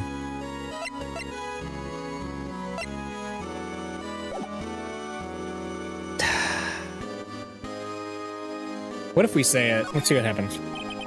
It's no use showing evidence. I'm not even sure of myself. No, Your Honor, at present, I have no conclusive evidence. See, Udgy? In that case, this court is forced to penalize you for your allegations against the chief. What? Here's a tip. Never gamble when you can't afford to lose, righto? It seems that Lady Luck was on my side again today. Okay, Udgy, I'll leave the rest to you. He's gone, oh no. I warned you earlier, Mr. Wright. This is an affront to a senior officer in our nation's law enforcement agency. What? Wait, oh. We didn't get a penalty. Lady Luck, Maybe we should have a word with her. Mr. Edgeworth, what do you mean? There's one lady who knows the real truth behind this trial. Oh, Lana. We haven't yet had the honor of hearing her testimony. A lady who knows the truth. Another witness. In the absence of conclusive evidence, the only other method of proof is testimony. But Chief Gant has invoked his right to refuse to testify. There's still someone else. One more witness who can answer all the questions raised in this trial. Someone right here in this very room. Mr. Edgeworth, who is this person? Why are you asking me, Your Honor? Have you forgotten? The defense is the one calling witnesses today. Mr. Wright, does such a witness exist? She may not be willing to tell the truth. But we can't just stop now. Yes, Your Honor. The defense calls forth... Yeah. The defendant, Miss Lana Sky? She was in the underground parking lot at 5:15 p.m. on February 21st. Her task, to dispose of the victim's body. In accordance with a certain someone's orders. Mr. Edgeworth? The prosecution has no objections, Your Honor. Very well. The court will now take its final recess for the day. In 15 minutes, we will reconvene to hear the defendant's testimony. This court is now in... Hold on. Huh? Chief Gant, I thought you were going to eat. Listen good, Lana. He's talking to Lana. I don't think you need me to tell you this, but if you accept Mr. Wright's claims, there will be terrible consequences. That's right. Your sister will be found guilty for Neil Marshall's murder. Oh, this isn't good. Of course, you'd never support such outrageous claims anyway, right? Just something to think about. All right, then. I've got a lunch date to meet.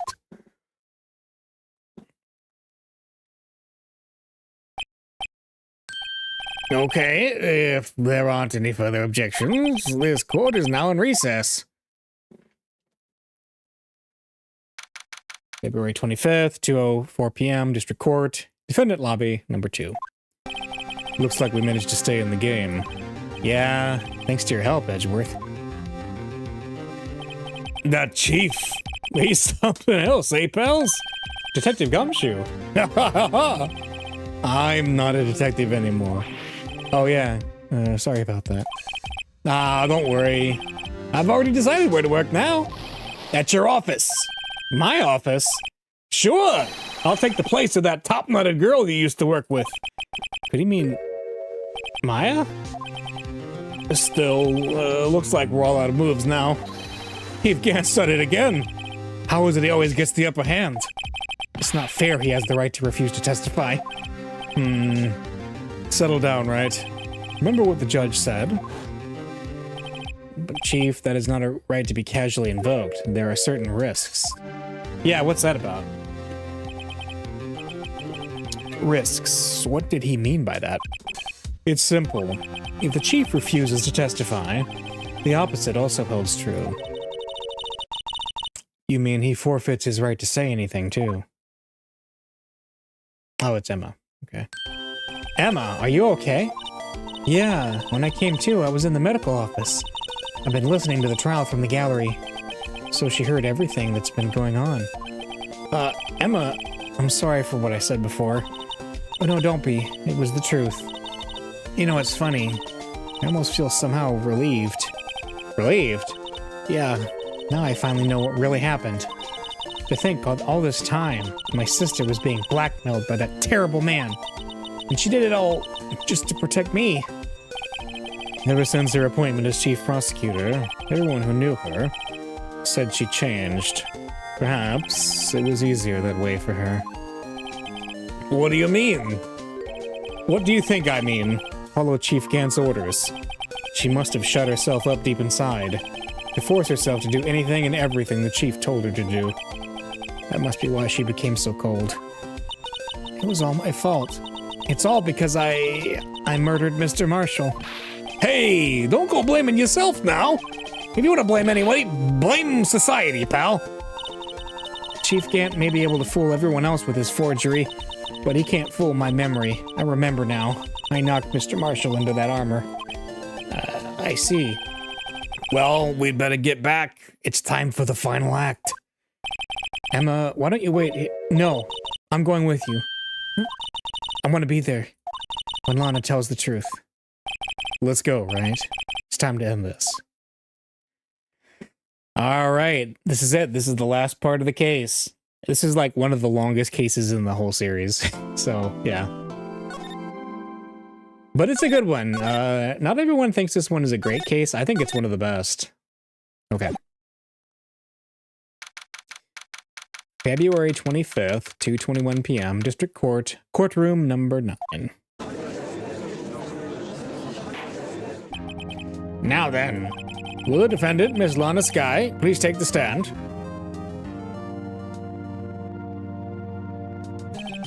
Miss Lana Skye, you are the chief prosecutor. I'm sure you are aware of what is required of you. But, Mr. Edgeworth, you already know everything. You know all that I've done these past 2 years. Please provide the court with your testimony, Miss Skye. And remember, you are under oath. We want to hear the truth. Of course, the truth. Lana, no matter what happens, I'll always be your sister. Now then, your testimony, if you will. First, tell us about your relationship with Chief Gant. Everything hinges on your testimony. You're the only chance we have to get Gant. Gant and the fabrication.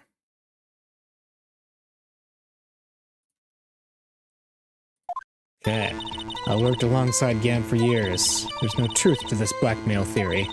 I fabricated the evidence 2 years ago all by myself. When I found Prosecutor Marshall's body, I rearranged the crime scene. My only motivation was to get Dark convicted. It had nothing to do with Emma. What? Are you sure about this testimony? Your Honor, I'm confessing to a capital offense. Of course I'm sure. But Lana! If this is true, then that means Chief Gant has nothing to do with this. That's what I've been telling you from the beginning. Please, Mr. Wright, you've got to help her. She's sacrificing herself because of me. What if she's telling the truth? She's not. I know my own sister. Whenever she speaks stiffly like that, she's hiding something inside. Deep down, she's really screaming in agony. Yeah, this is no time to start second-guessing myself. The defense may now begin its cross-examination. Okay. Gant and the fabrication. Worked alongside... How many years exactly? Ever since I made senior detective. Let's see, I was 24 then, so that'd be 5 years. Detective Gant and Detective Skye were legendary partners. I personally saw them testify in numerous cases. She must have been good, coming from the same school as Mia. Damon Gant was a respectable detective, that's why. There's no truth to this blackmail theory. Okay. But think about it, Miss Skye. You didn't murder Detective Goodman. You told me as much yesterday in jail. You still don't get it, do you, Mr. Wright? Any testimony you cannot present in court is as useless as idle gossip. Huh? I stabbed Detective Goodman with a knife. And... yeah. I fabricated the evidence 2 years ago by myself. Did you do so to help your sister? Joe Dark was a serial killer. My sister almost became his last victim that day. I didn't want that incident to ruin her life. But what she did was justifiable self-defense. She wouldn't have been charged with anything. That's not the point. She was traumatized that day, all because of that creep. That's why I couldn't forgive him. Lana, so that's why you fabricated the evidence 2 years ago? When I found Prosecutor Marshall's body...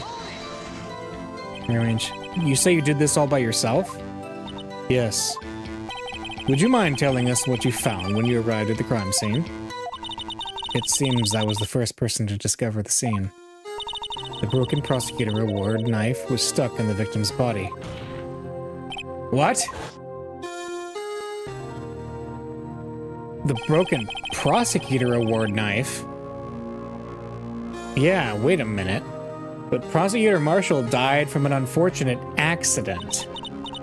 That's only a situation you dreamed was possible. Huh? The reality is, it wasn't my sister who took the prosecutor's life. Fantasize all you want, Mr. Wright, but it'll never change this statement. You mean Prosecutor Marshall wound up being killed by Dark? Something like that. If that is so, what happened to the other murder weapon?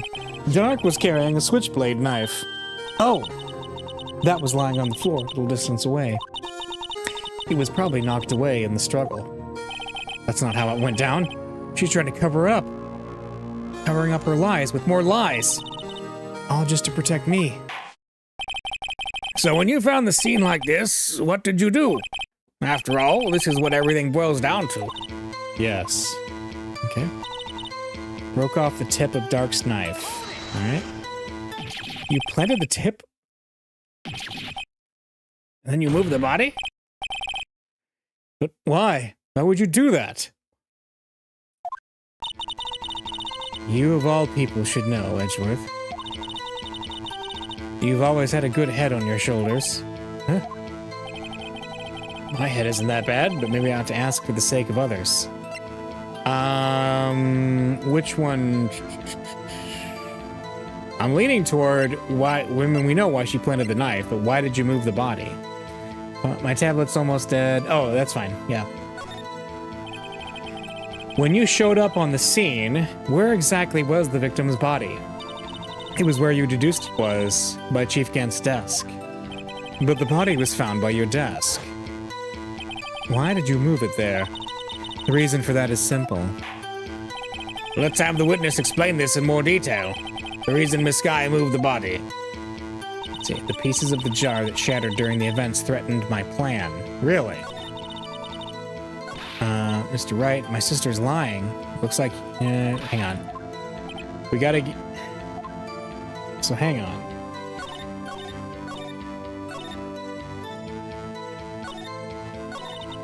The pieces of the jar that shattered during the events threatened my plan.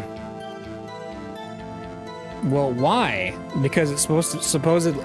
Why does it have Emma's name on it, then? That doesn't make any sense. Yeah, we gotta... Miss Skye, I understand how you feel. You committed that crime 2 years ago to protect your sister. You mean the forgery at the scene where Neil Marshall was murdered? If that truth were to be exposed now, the past 2 years of your life will have been in vain. Even so, I'm compelled to bring to everyone's attention a significant contradiction within your testimony. A contradiction in my testimony? You testified, and I quote, "The pieces of the jar that shattered during the events threatened my plan." That's right. Do you have a problem with that? It's a simple oversight, really. You see, a message was written on this jar with the victim's blood. Yes, the prosecutor must have written it in his final moments. Exactly so. And this is where the contradiction lies. In order for the victim to be able to write his message on the jar, it must not yet have been broken before he died. Ah. He couldn't have written Emma's name on a shattered jar. Order! Order! Your Honor, it would appear more information is needed in regard to this jar and its bloody message. We may be missing something critical here. Something critical? Chief Prosecutor, it seems you're as in the dark as we are about the truth towards which we're headed. What? Just tell us exactly what you saw. We'll piece together the information to arrive at the truth. Very well. The witness may now continue her testimony. Okay. Jar and message in blood. Okay.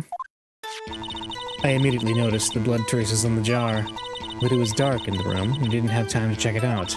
To be safe, I wiped away the blood. The fragments were large, so I'm sure I got them all. All I could think about was wiping them clean before they were discovered. Okay.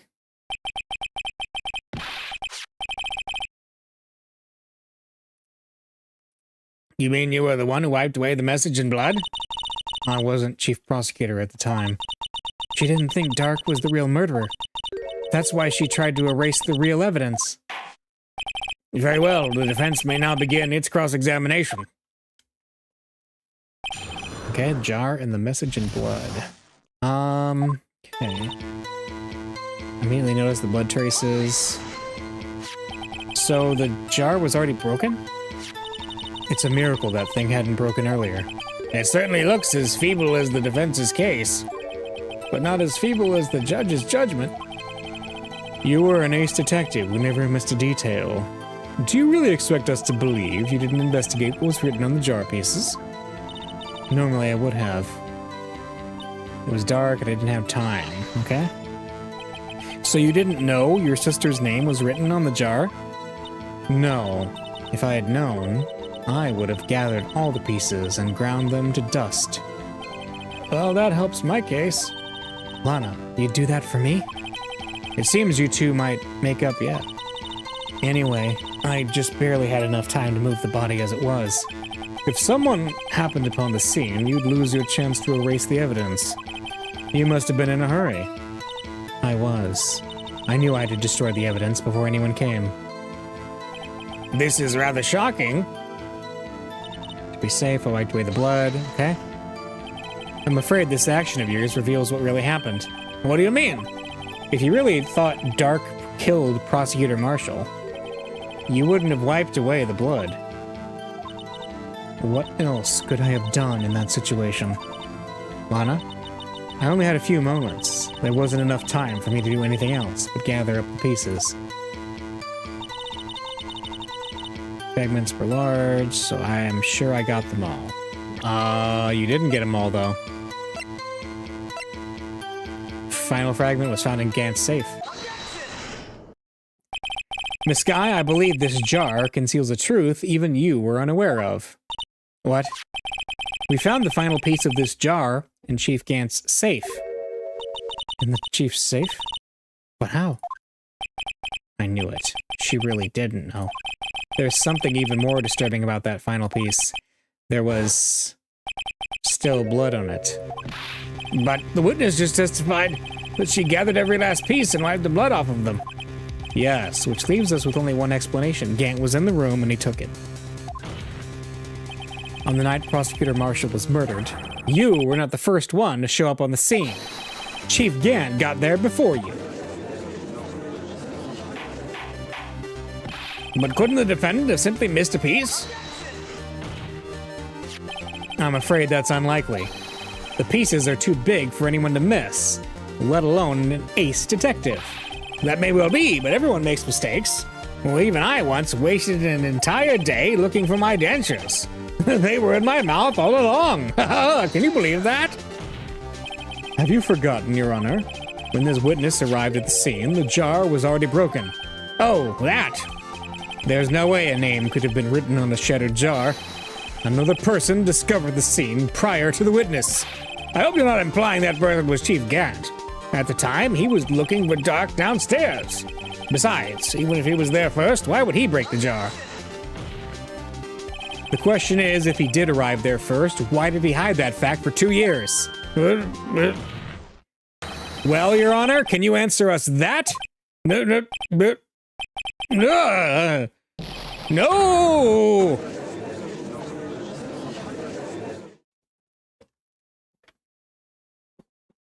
Wait, I'm not the one on trial here.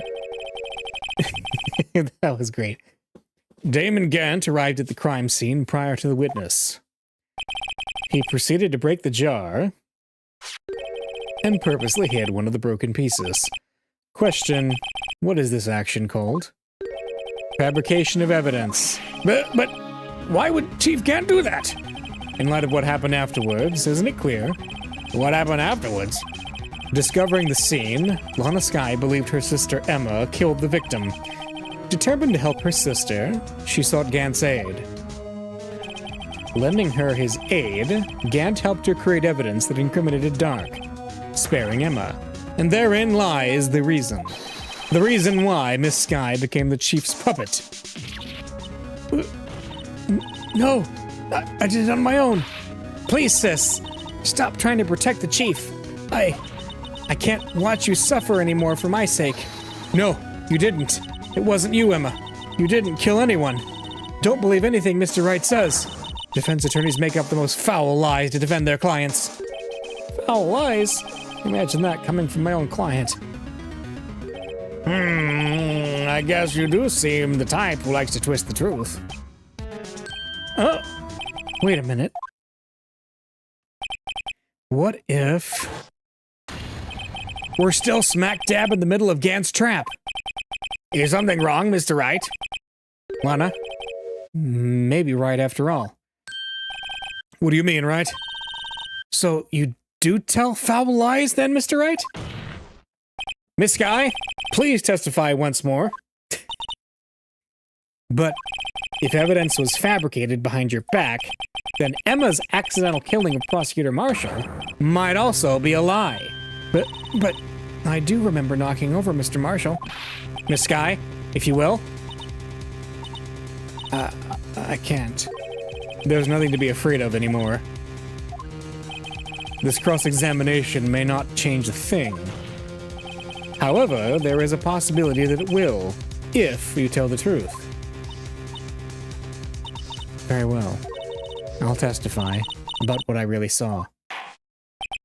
All right, the witness may testify once more, for the final time. Actual crime scene. When I arrived, I found Mr. Marshall's body impaled on that suit of armor's sword. Emma and Dark were lying unconscious on the floor nearby. When I saw what had happened, I thought she did it. That's why I erased all the evidence that linked her to the murder. I had Chief Gant help me remove the body from the sword and carry it. But if it all really was a fabrication, Emma might be innocent. Yep. Unbelievable! The body was impaled on the armor's sword? You were the only one who saw that. If only you had proof. Actually, I do have proof. I gave it to Mr. Wright just this morning. What? To me? The evidence law? It's a picture I took of the crime scene as I encountered it. I thought it might be needed. But I don't remember receiving a picture like that. Anna must have known.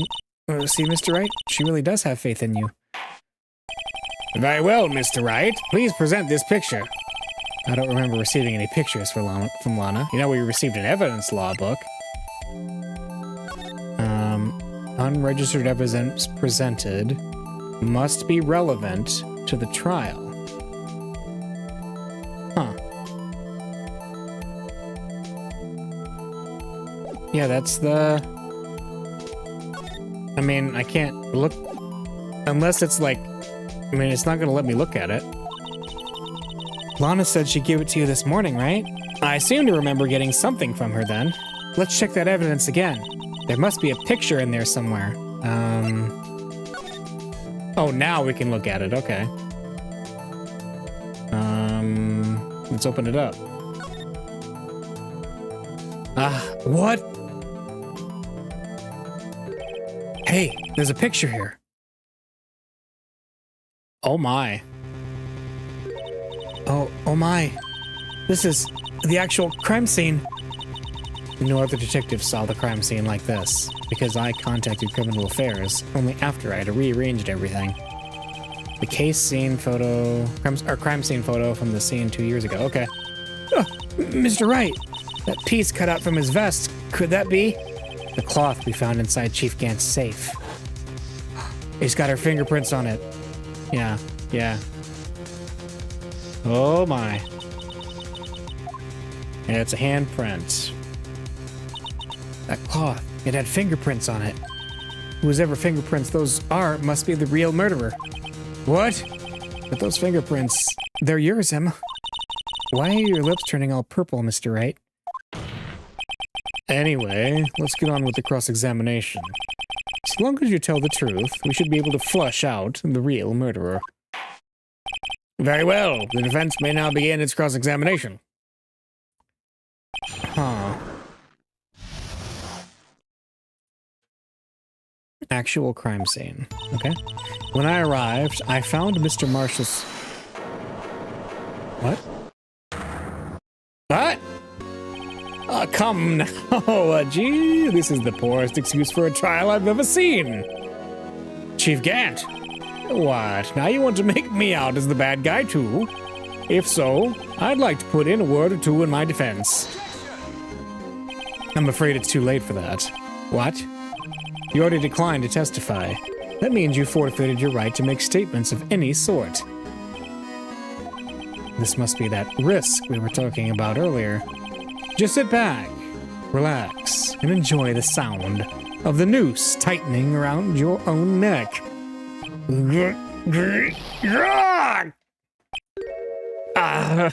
So what? You think I'm worried? Sorry to disappoint you, but I don't need to make any statements. What do you mean? The evidence will do all the talking for me. Even if I can't testify, I can still present evidence. Yes, that's true. Wait, you mean you still have some conclusive evidence? No, I don't, but someone does. Someone? So, what's your excuse, Raito? Why have you been keeping quiet about it? Oh, the cloth. You do have something to show us, right? Something that proves who knocked over Neil Marshall, causing his death. Conclusive evidence that leaves no room for doubt. Is this true, Mr. Wright? If I show that piece of evidence now, I'm sure to be made out as the murderer. Mr. Wright, if you have any more evidence, present it now. And if you try to conceal anything, you will be the one appearing before the Board of Inquiries. What do I do now? I better think this through carefully. I can't afford to make the wrong decision. Hang on a minute. The evidence law book. Unregistered evidence presented must be relevant to the case on trial. So this isn't registered evidence, right? Could we try to, do that and pretend that it's, not relevant, I guess?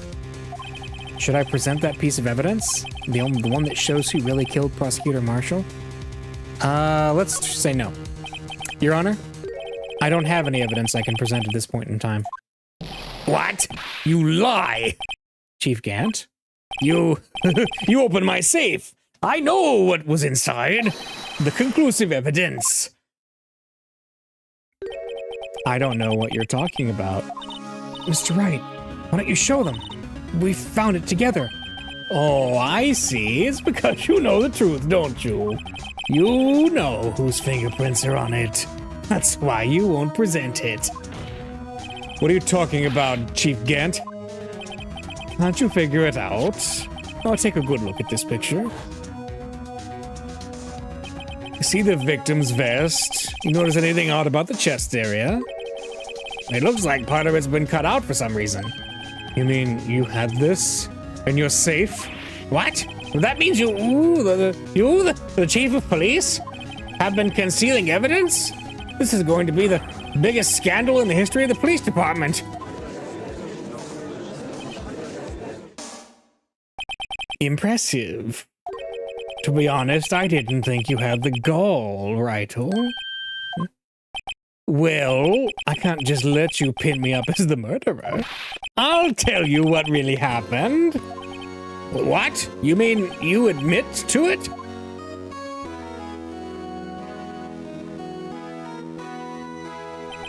I was the first person to arrive at the crime scene that day. It then occurred to me that I could use the situation to control Lana. So you really were manipulating her.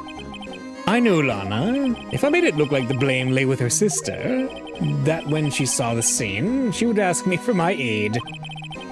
So you assisted, Miss Sky. I told her to arrange all the evidence. I had her plant the knife tip in the victim's body and move the body across the room. And I ended up using that evidence to get Joe Dark convicted. When I tampered with the crime scene, I had two pieces of evidence. This was before Lana arrived at the scene, mind you. Two pieces of evidence? You mean those items in your safe? But why? For insurance, of course. Insurance. I was sure my plan would work, but it's always best to be prepared for the worst. I wasn't about to let anyone blame me for a murder that girl committed.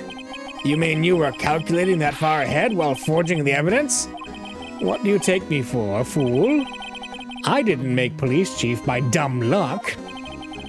You see this jaw fragment? I hid the most legible part of Emma's name.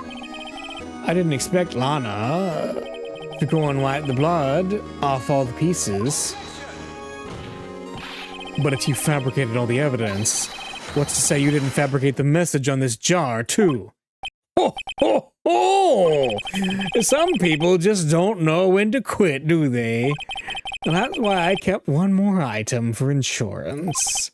You mean that piece of cloth? Come on, Raito, cough it up already. I know you have it. What are you waiting for, Mr. Wright? So you admit to it then, Chief Gant? That you were hiding the cloth you cut off the victim's vest in your safe? Yes, I admit it. I didn't want to have to do that, being chief and all. But it's a lot better than being portrayed as a murderer. Well, Mr. Wright, what do you have to say for yourself? Just a moment ago, you said you didn't have any evidence you could present. Foolish move, Wright. You should have showed it then before it was too late. It's been a long battle. But the moment of truth has finally arrived. As long as I don't mess up here, victory is mine. We can't show evidence because of the... I think we gotta like ride the line on this. Unregistered evidence presented must be relevant to the case on trial. I think that's what we're supposed to do, so nope. No, it's too late to show the evidence now. Besides, even if I did, I'd just expose that poor girl's fingerprints. Right. Think hard over the circumstances. The circumstances? I'm talking about then and now. There's one major difference between the two. Weren't you waiting for that difference? So, Edgeworth figured out my plan. Oh, Mr. Wright, this is your only chance. Your Honor, I do have evidence to present now. Oh. All right then, let's see this conclusive evidence. The evidence that shows who actually murdered Prosecutor Marshall.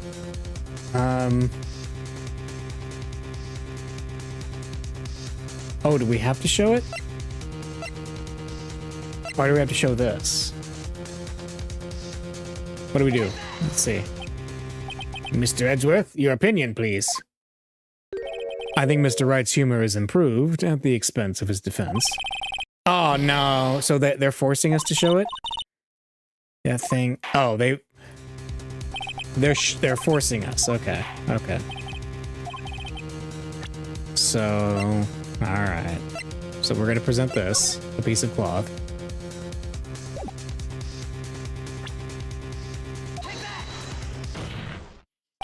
Let me verify this once more.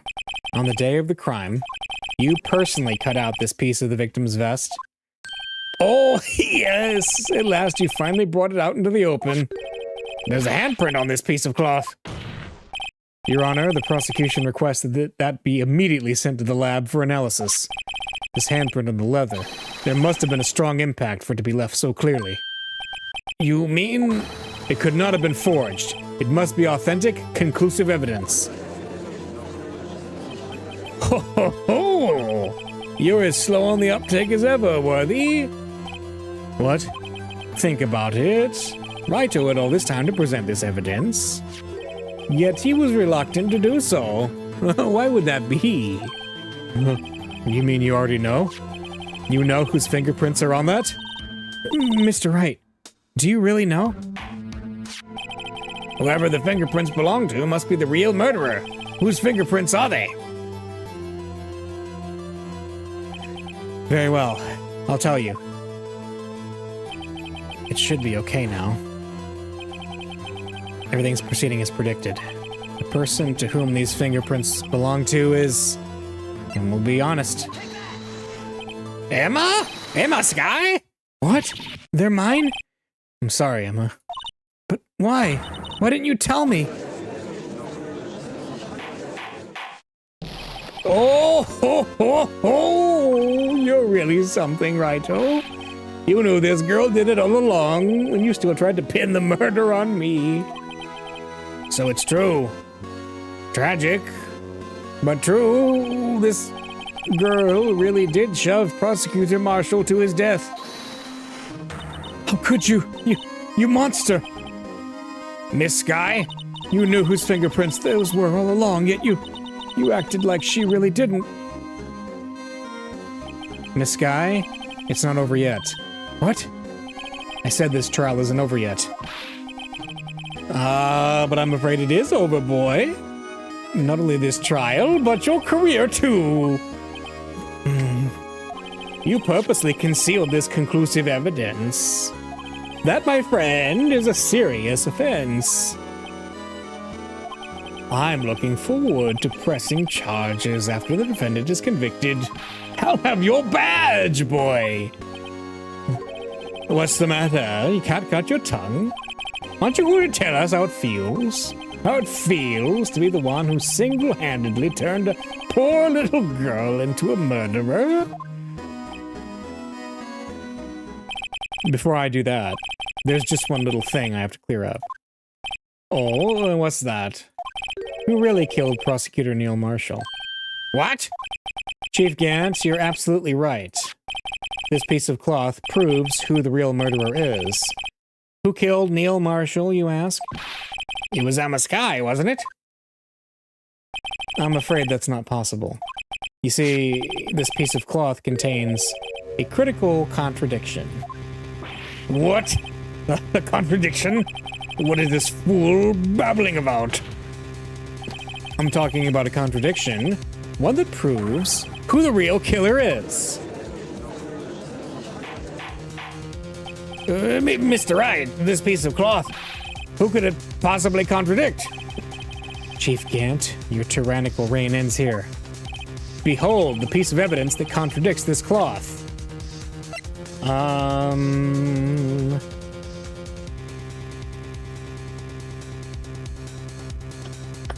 The piece of evidence. Let's see.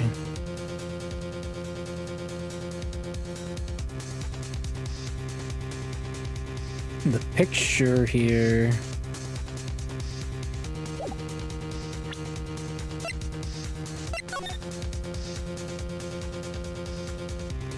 Let's see, is that even the right shape? Let's see, the crime scene photo from the case to... Well, wait a minute.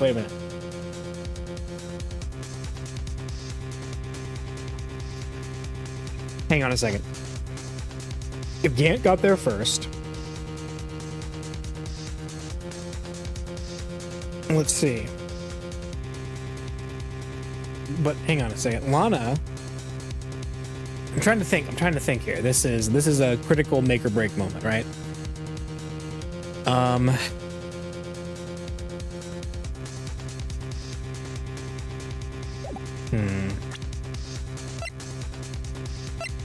I'm trying to think, like...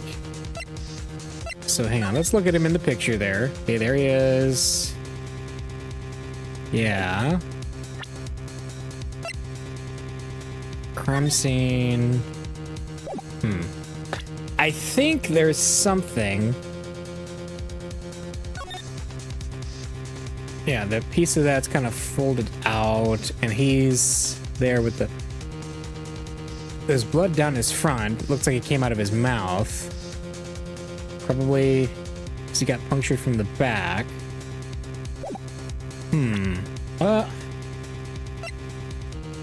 The picture seems to be the only relevant thing, so let's just see.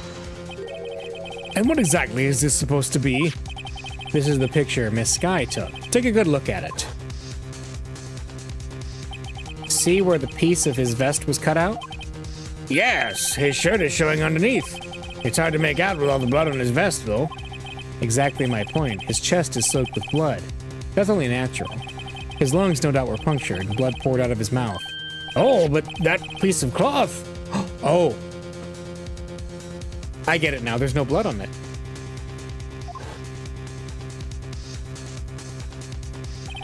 Wait. There's no blood on it. Since Emma Skye's fingerprints are on this cloth, there's no doubt that she shoved the prosecutor aside. However, Mr. Marshall was not impaled on the sword at that time. No, this is nonsense. Now then, Chief Gant, let me ask you something. Prosecutor Marshall was not impaled when he was shoved aside. He most likely hit his head on the ground and was knocked out. If so, then tell me, who could it have been? Who could have arrived at the scene before Miss Lana Skye? Picked up the unconscious prosecutor and impaled him on the armorer's sword. Then, to make it look like Emma was responsible for the prosecutor's death, said person proceeded to write her name on the jar with the victim's blood. A jar that they then broke on purpose to leave behind a clue. And make Lana believe her sister did it. Remember what you admitted only moments ago? That you personally cut out this bloodless piece of the victim's vest? Ironic, isn't it? Through the very act of creating insurance, you proved that you were the actual murderer. No! It's finally all over.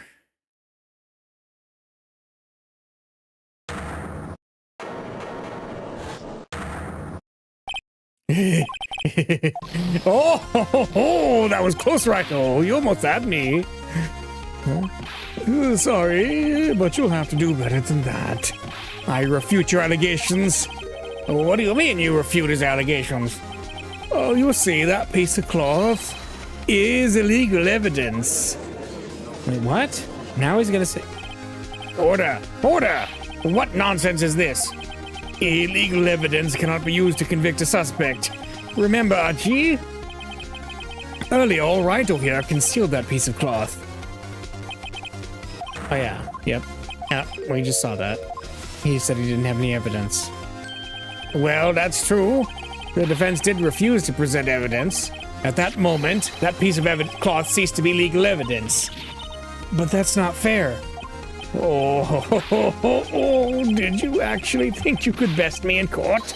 It looks like the last laugh's on you, son.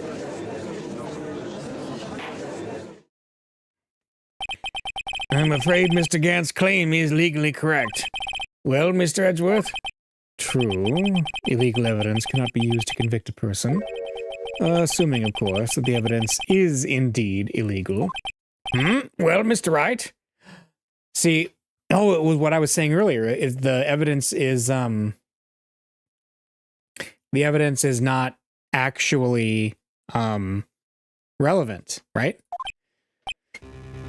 Yeah, that's it. It seems at last the time for me to reveal my plan has finally arrived. Oh, Mr. Wright, do you admit to it? That you purposefully and illegally concealed this piece of cloth? I did not.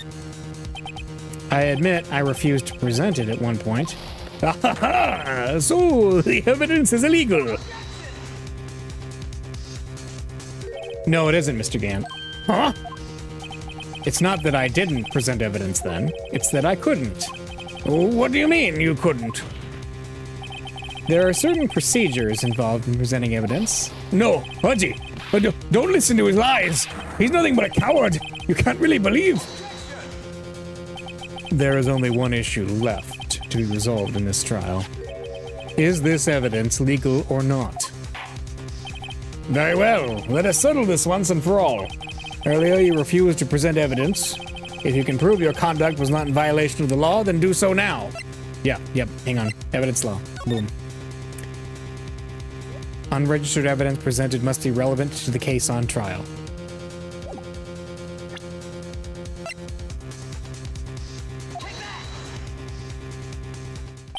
It seems your very existence is illegal. Huh? You've lost it, right? All this time I thought you were using the chief's knowledge of the law to trap him. It looks like you're the one who got trapped. I guess I just stick to what I'm used to. Oh, not evidence law? What? Say what? Can't pro at slipping. So the law's the only weapon I can use to beat him. If you can prove your conduct was not in violation... Hang on, what? You didn't. Evidence law, right? Oh, did I present the wrong thing? I must have hit the wrong thing. Yeah, I think I did. Yep, I did. This is my proof, Your Honor. Evidence law.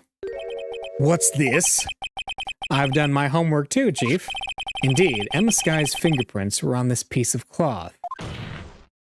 However, at that point in time, this was merely a piece of cloth, nothing more. What? You see, it's written right here in this book. The second rule of evidence law. Rule number 1. No evidence shall be shown without the approval of the police department. I found this piece of evidence myself inside your safe. It goes without saying I did not have approval from the police department. Rule number 2. Unregistered evidence presented must be relevant to the case on trial. And here is the crux of the matter. You see, at the time it was impossible for me to prove the relevance between the cloth and the SL9 incident. What?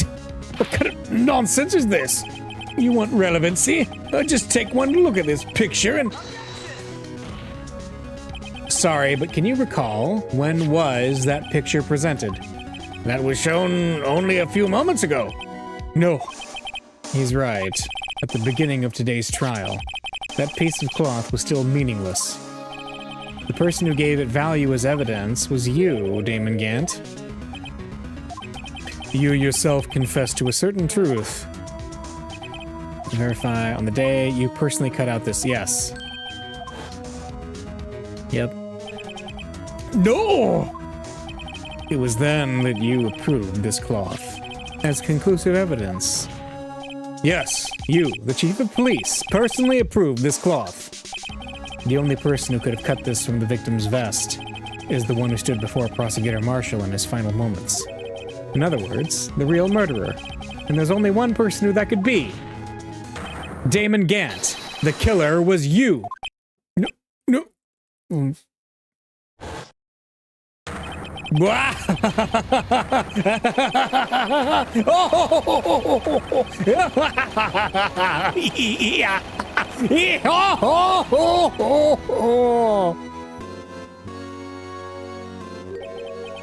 I knew I should have gotten rid of him. That good-for-nothing scum.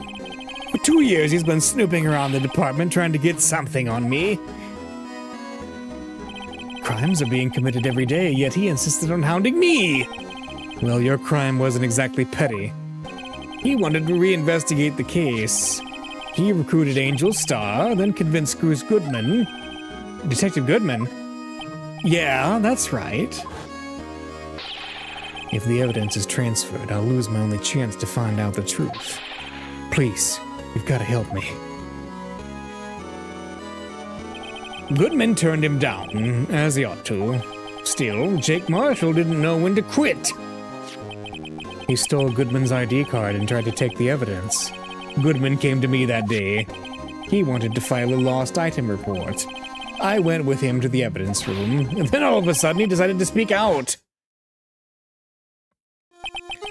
What are you talking about, Goodman? Can you please reopen the investigation, Chief? We can't transfer the evidence out. There are too many questions left unanswered. He opened his evidence locker, and as he was taking the evidence out, he said, "It's not too late. I'm going to hand all of this over to Marshall." Well, to be honest, I was a bit taken aback by his words. I had a bad feeling when he came to see me, but I never thought he'd bring up SL9. That's when I saw it. That accursed knife.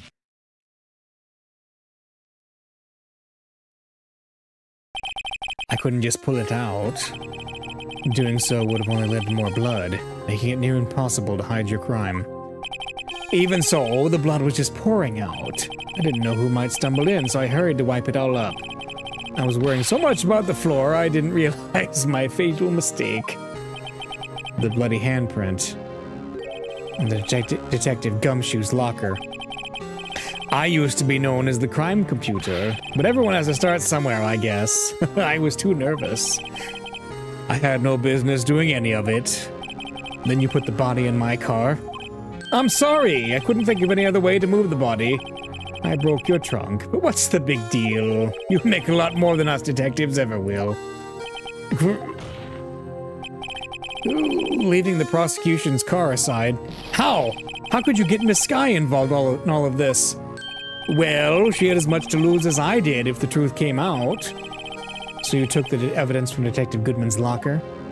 I felt bad for having to do it. I also didn't have the time to pick and choose what to take. So you left the jar fragments in the glove. Yeah, it looks like I was better off being an investigator of crimes than a committer. They all did their best to get in my way. I've got to hand it to them. They do their jobs well, much to my dismay. Fake evidence doesn't hold up very well upon close examination. You must have known that. Tell me, Worthy, why do you stand in court? Me? You despise criminals. I can feel it. You and me, we're the same. Huh? One day you'll understand. Oh, believe me, you will. You're just one man. You'll see what it really takes to bring them down once you try to go it alone.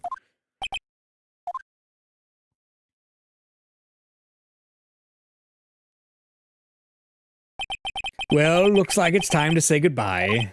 Oh, gee? What? Looks like we'll have to cancel that lunch date. Sorry, old friend. I'm sorry too, Damon Gant. I knew you as you used to be long ago. You were once a fine investigator and an example to others in the force. I'm sorry to learn that you are no longer that person. Those days are gone now, Ajay. Thanks for all the memories, though. Don't worry, you'll be fine. Now you have Wright here, and Worthy. With these two around, you can't go wrong. In fact, I can hear them already. The melodious sounds of a new beginning.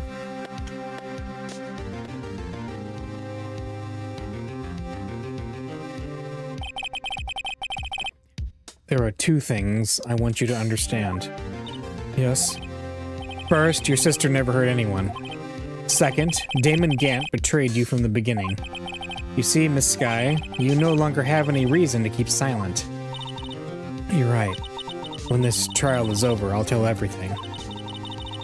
All that I've done these past 2 years. From the time I had Gant help me forge evidence up until today. So, it seems all the questions raised in this trial have been answered. I'm sorry, Miss Sky. I couldn't get you out of all of your troubles. My, what high standards you have for a rookie. Huh? I can see why Mia thought so highly of you. Who knows? A few years from now, we just might make it to the top. I owe you my thanks, Mr. Wright. Miss Sky. And to you too, Mr. Edgeworth. You've suffered every bit as much as I have over these past few days. Believe me, I know how much of an ordeal it's been for you. It was nothing. Liar. I was worried the pressure might break you, and yet you rose above it all and guided Mr. Wright to victory. You've done well, Mr. Edgeworth. Stop it. I only did my job. In light of this case, it seems a good self-examining is in order for all of us. Miss Sky? Yes, Your Honor. You are innocent of murder, however. Although the chief blackmailed you, the fact is you still acted as his accomplice. A trial will be scheduled for these crimes at a later date. Yes, I understand, Your Honor. Is there something amusing about all of this? Why are you smiling? It's been a long time, Your Honor. A long time since I felt free of these heavy chains.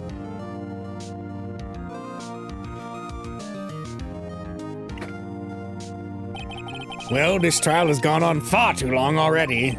Regarding the charge of murder, this court finds the defendant, Miss Lana Sky, not guilty.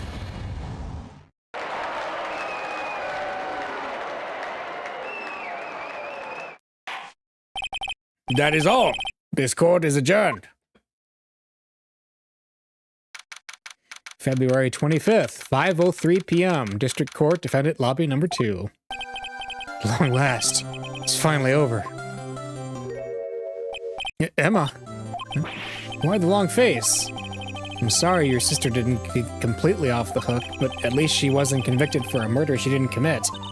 No, that's not it. Just now, after the trial ended... Let's see. I owe you my thanks. And to you... Yeah, we just saw this. We just saw this. You don't have to flash back again. You know, I did my best too, but Lana didn't say a single word to me. I hope I'm not interrupting anything, pals.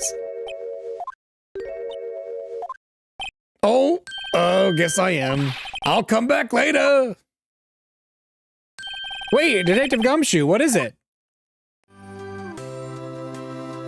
You're doing this on purpose, aren't you? Making the detective run all around while on duty and to top it all off. You call me here.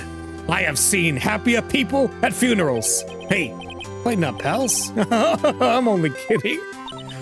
Oh, are you here because of my sister again? Nope, not this time. I came today because of you, pal. Me? That's right. I thought you'd like to see someone. Lana, should you be doing this? She's still under arrest, you know. Well, I won't tell if you won't. Emma, I owe you an apology. It's okay, sis. Don't worry about it. That day 2 years ago was the first time in my life I ever panicked. It was all I could do to keep myself from screaming. All I could think about was keeping you from getting wrapped up in that mess. Sis, I asked Gant to help me cover up the truth. I thought I was doing it for your sake, but now I realize I was wrong. Huh?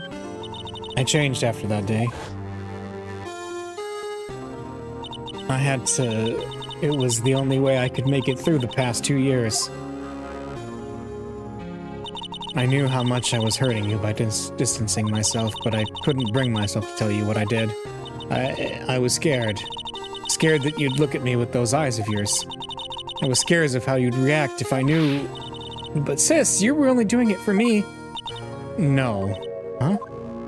I turned my back on you that day, in hiding what I believed to be the truth. I was deceiving you. Sis, I'm such a fool. It took me all this time to realize it. Emma, I'm so sorry. But sis, you don't have to apologize. I'm happy now. You're happy? Of course. You know, sis, I always knew that one day you'd come back, and now you have. Oh, Emma. Emma!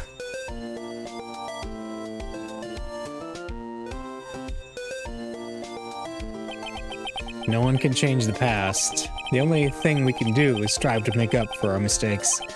Why must we make up for our mistakes, you ask? Because in so doing, we can find the way back to our rightful path, and it is from there that we can move on toward a brighter future. At least that's what I felt watching the two sisters make up. Mr. Wright, Mr. Gumshoe. Me? Thank you both for all that you've done. I'm sure we'll meet again someday. Isn't that right, Edgeworth? Edgeworth? Stop hiding and come over here. Where was he hiding? I just came to say congratulations. Thank you. Thank you, Mr. Edgeworth. Right, well, I'll be going now.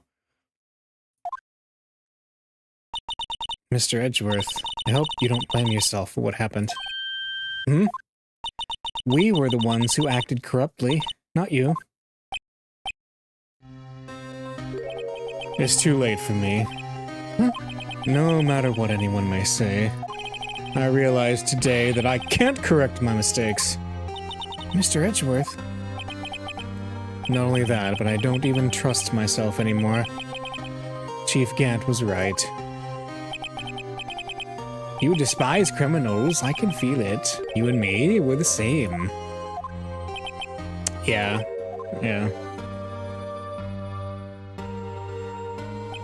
I do despise criminals. I plan to dedicate my entire life to fighting them. But in order to fight crime on my own, I'd need a weapon. It's scary, but I've known that to be true for quite some time now. But Edgeworth, who knows? Given enough time, I might have tried to pull something like Chief Gant did. That thought terrifies me. That's why I can't continue on as a prosecutor. Edgeworth, don't you understand? Damon Gant and your mentor, Manfred von Karma, were both the best of the best when it came to fighting crime, but they both made the same mistake. You said in order to fight crime on your own, I'd need a weapon. That may be true, but think back to today's trial. You weren't alone. You were working together with Mr. Wright, and because of that partnership, you were able to present evidence that otherwise would have gone undiscovered. Isn't that right, Mr. Wright? Huh? What? Yeah. What is this, a pop quiz? Come on, Mr. Wright. Show him what Lana's talking about. Evidence, huh? Something that neither Edgeworth nor I would have been able to find on our own.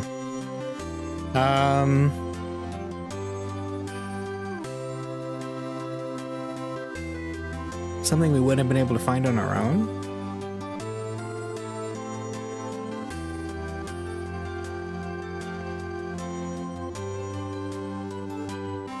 Like what? Let me think about it.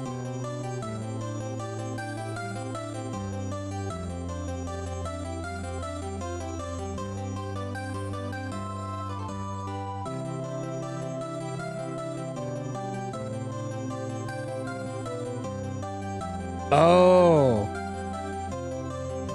Yes, clearly it's the Blue Badger. No. It's the evidence list, right? I just realized. Yeah, it's that. Because he had it. That's the picture I drew. Our counterattack began with this. You had one half of the evidence list, and I had the other. Apart, we wouldn't have been able to completely restore Emma's picture. That didn't just happen by chance, Mr. Edgeworth. It's time for me to go. Mr. Edgeworth, if you'll excuse me, there are still some loose ends that need wrapping up. Take care, Chief Prosecutor. Edgeworth, what will you do now? Well, whatever you do, just remember, you can let what happened kill the prosecutor in you, or you can let it help you grow. In the end, it's up to you. I know. It seems I owe you my thanks too, right? But what I face now is my problem. Edgeworth, I'll be waiting for you in court. Farewell.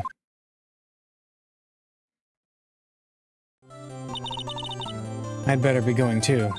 Okay, but I'll be by to visit soon. It seems we both have a lot to learn and catching up to do. Here, this is a little something for you. Scientific investigation. It's the first book I ever bought. Study it well. Thanks, sis. I will.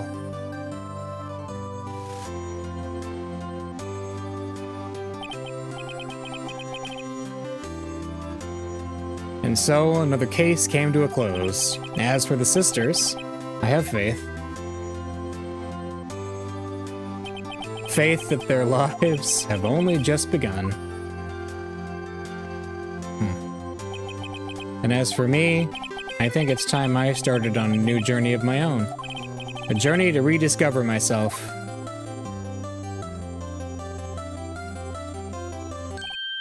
Well, don't go trekking off just yet, pal. Huh? What is it, detective? There's just a little matter to be resolved about the chief prosecutor. You see, she isn't supposed to be out of jail like this. But I thought you said it was okay. Yeah, well, it may be okay with me, but the folks at the prison are a different story. Huh? Basically, I had to bribe a guard in order to sneak her out there for 30 minutes. Believe me, it wasn't cheap either. Huh? Way to go, detective. I didn't know you had a wild side. Yeah, well, you see, Mr. Wright here is the one who'll be footing the bill. Huh? Huh? What, do you think I could afford it with my salary? You gotta be kidding me, pal. Huh? Huh? Huh? Huh? Oh, thank you, Mr. Wright. You're the best. Why is it? I suddenly feel like I want to scream. Hey, I got an idea. Why don't we all go pay it off together? Yeah, that's a great idea. Come on, guys. Let's go.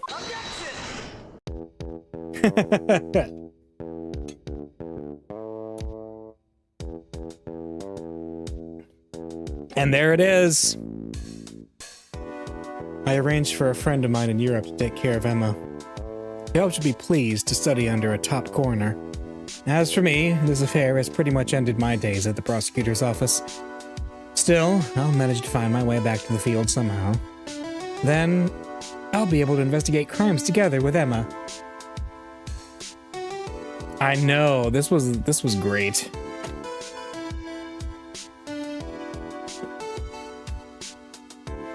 such a good game indeed.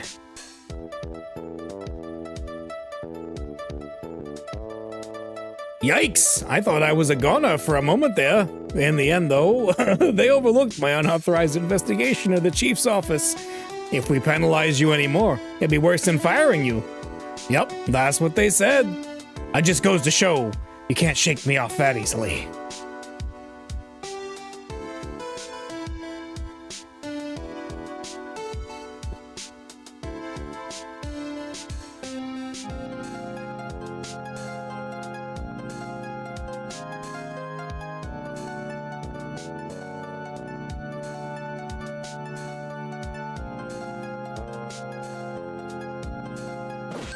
My new mission is to guard the main entrance and take care of Billy. Can you believe it?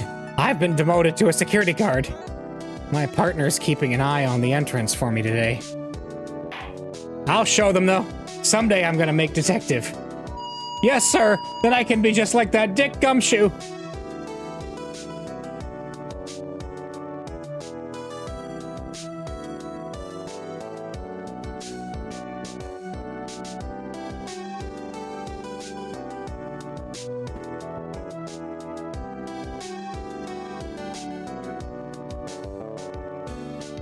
Oh no, it's back.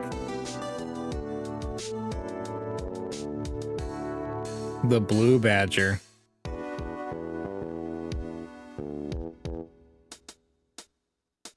Oh no, it broke. At last, this is a sign. An ominous portent.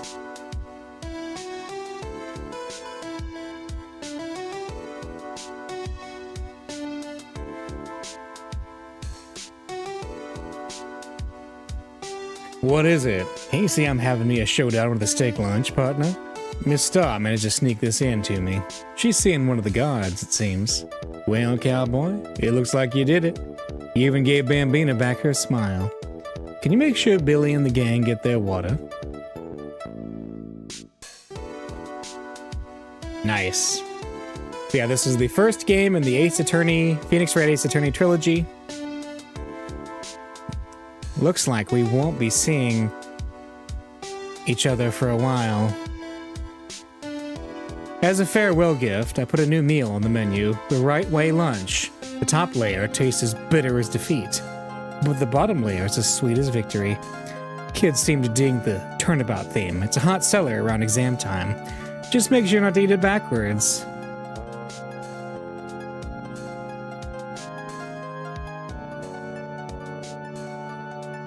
Localization Ben Judd. Interesting. So yeah, Shu Takumi is the guy who made this game, who also made Dino Crisis. I'll never forget what that young defense lawyer said after the trial. Let's see, what was his name again? Mr. Left? Anyway, he said he's been doing something or other for what, how many years? Well, anyway, I've got another trial to get to, so I'd better be... What? Oh no! I forgot my gavel. Sorry, I got to go.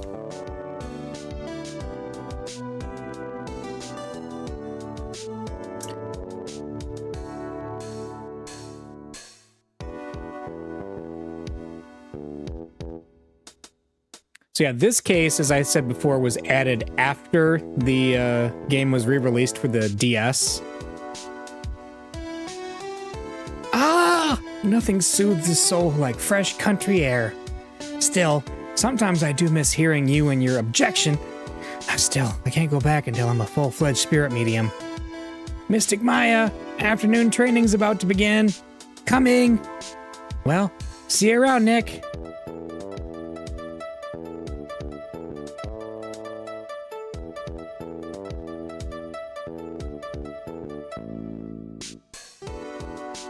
So yeah, technically speaking, the fourth case of this game, the one we did prior to this, is where it transitions into the next game in this series, which is Phoenix Wright Ace Attorney Justice for All, which is only going to be 4 cases. Mr. Edgeworth? Mr. Edgeworth, I brought you your tea. What's going on?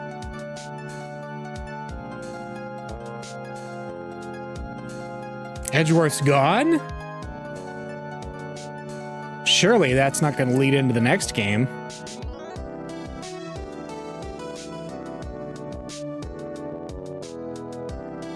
Thanks for coming to see me off. I can't believe I'm going to Europe.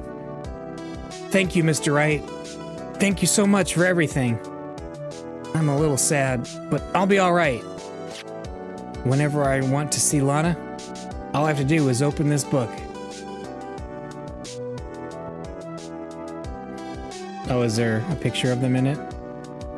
We gotta open it.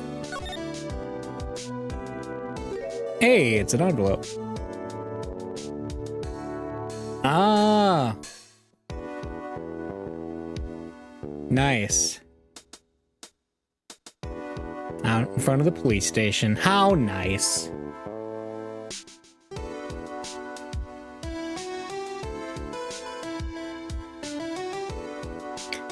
Capcom.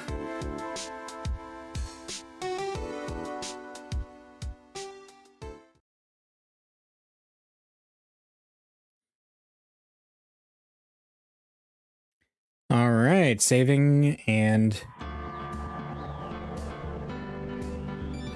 so next time we will start with Phoenix Wright, Ace Attorney, Justice for All. Episode 1, The Lost Turnabout. So next time, tune in and we will find out what happens as the trilogy continues. See you then.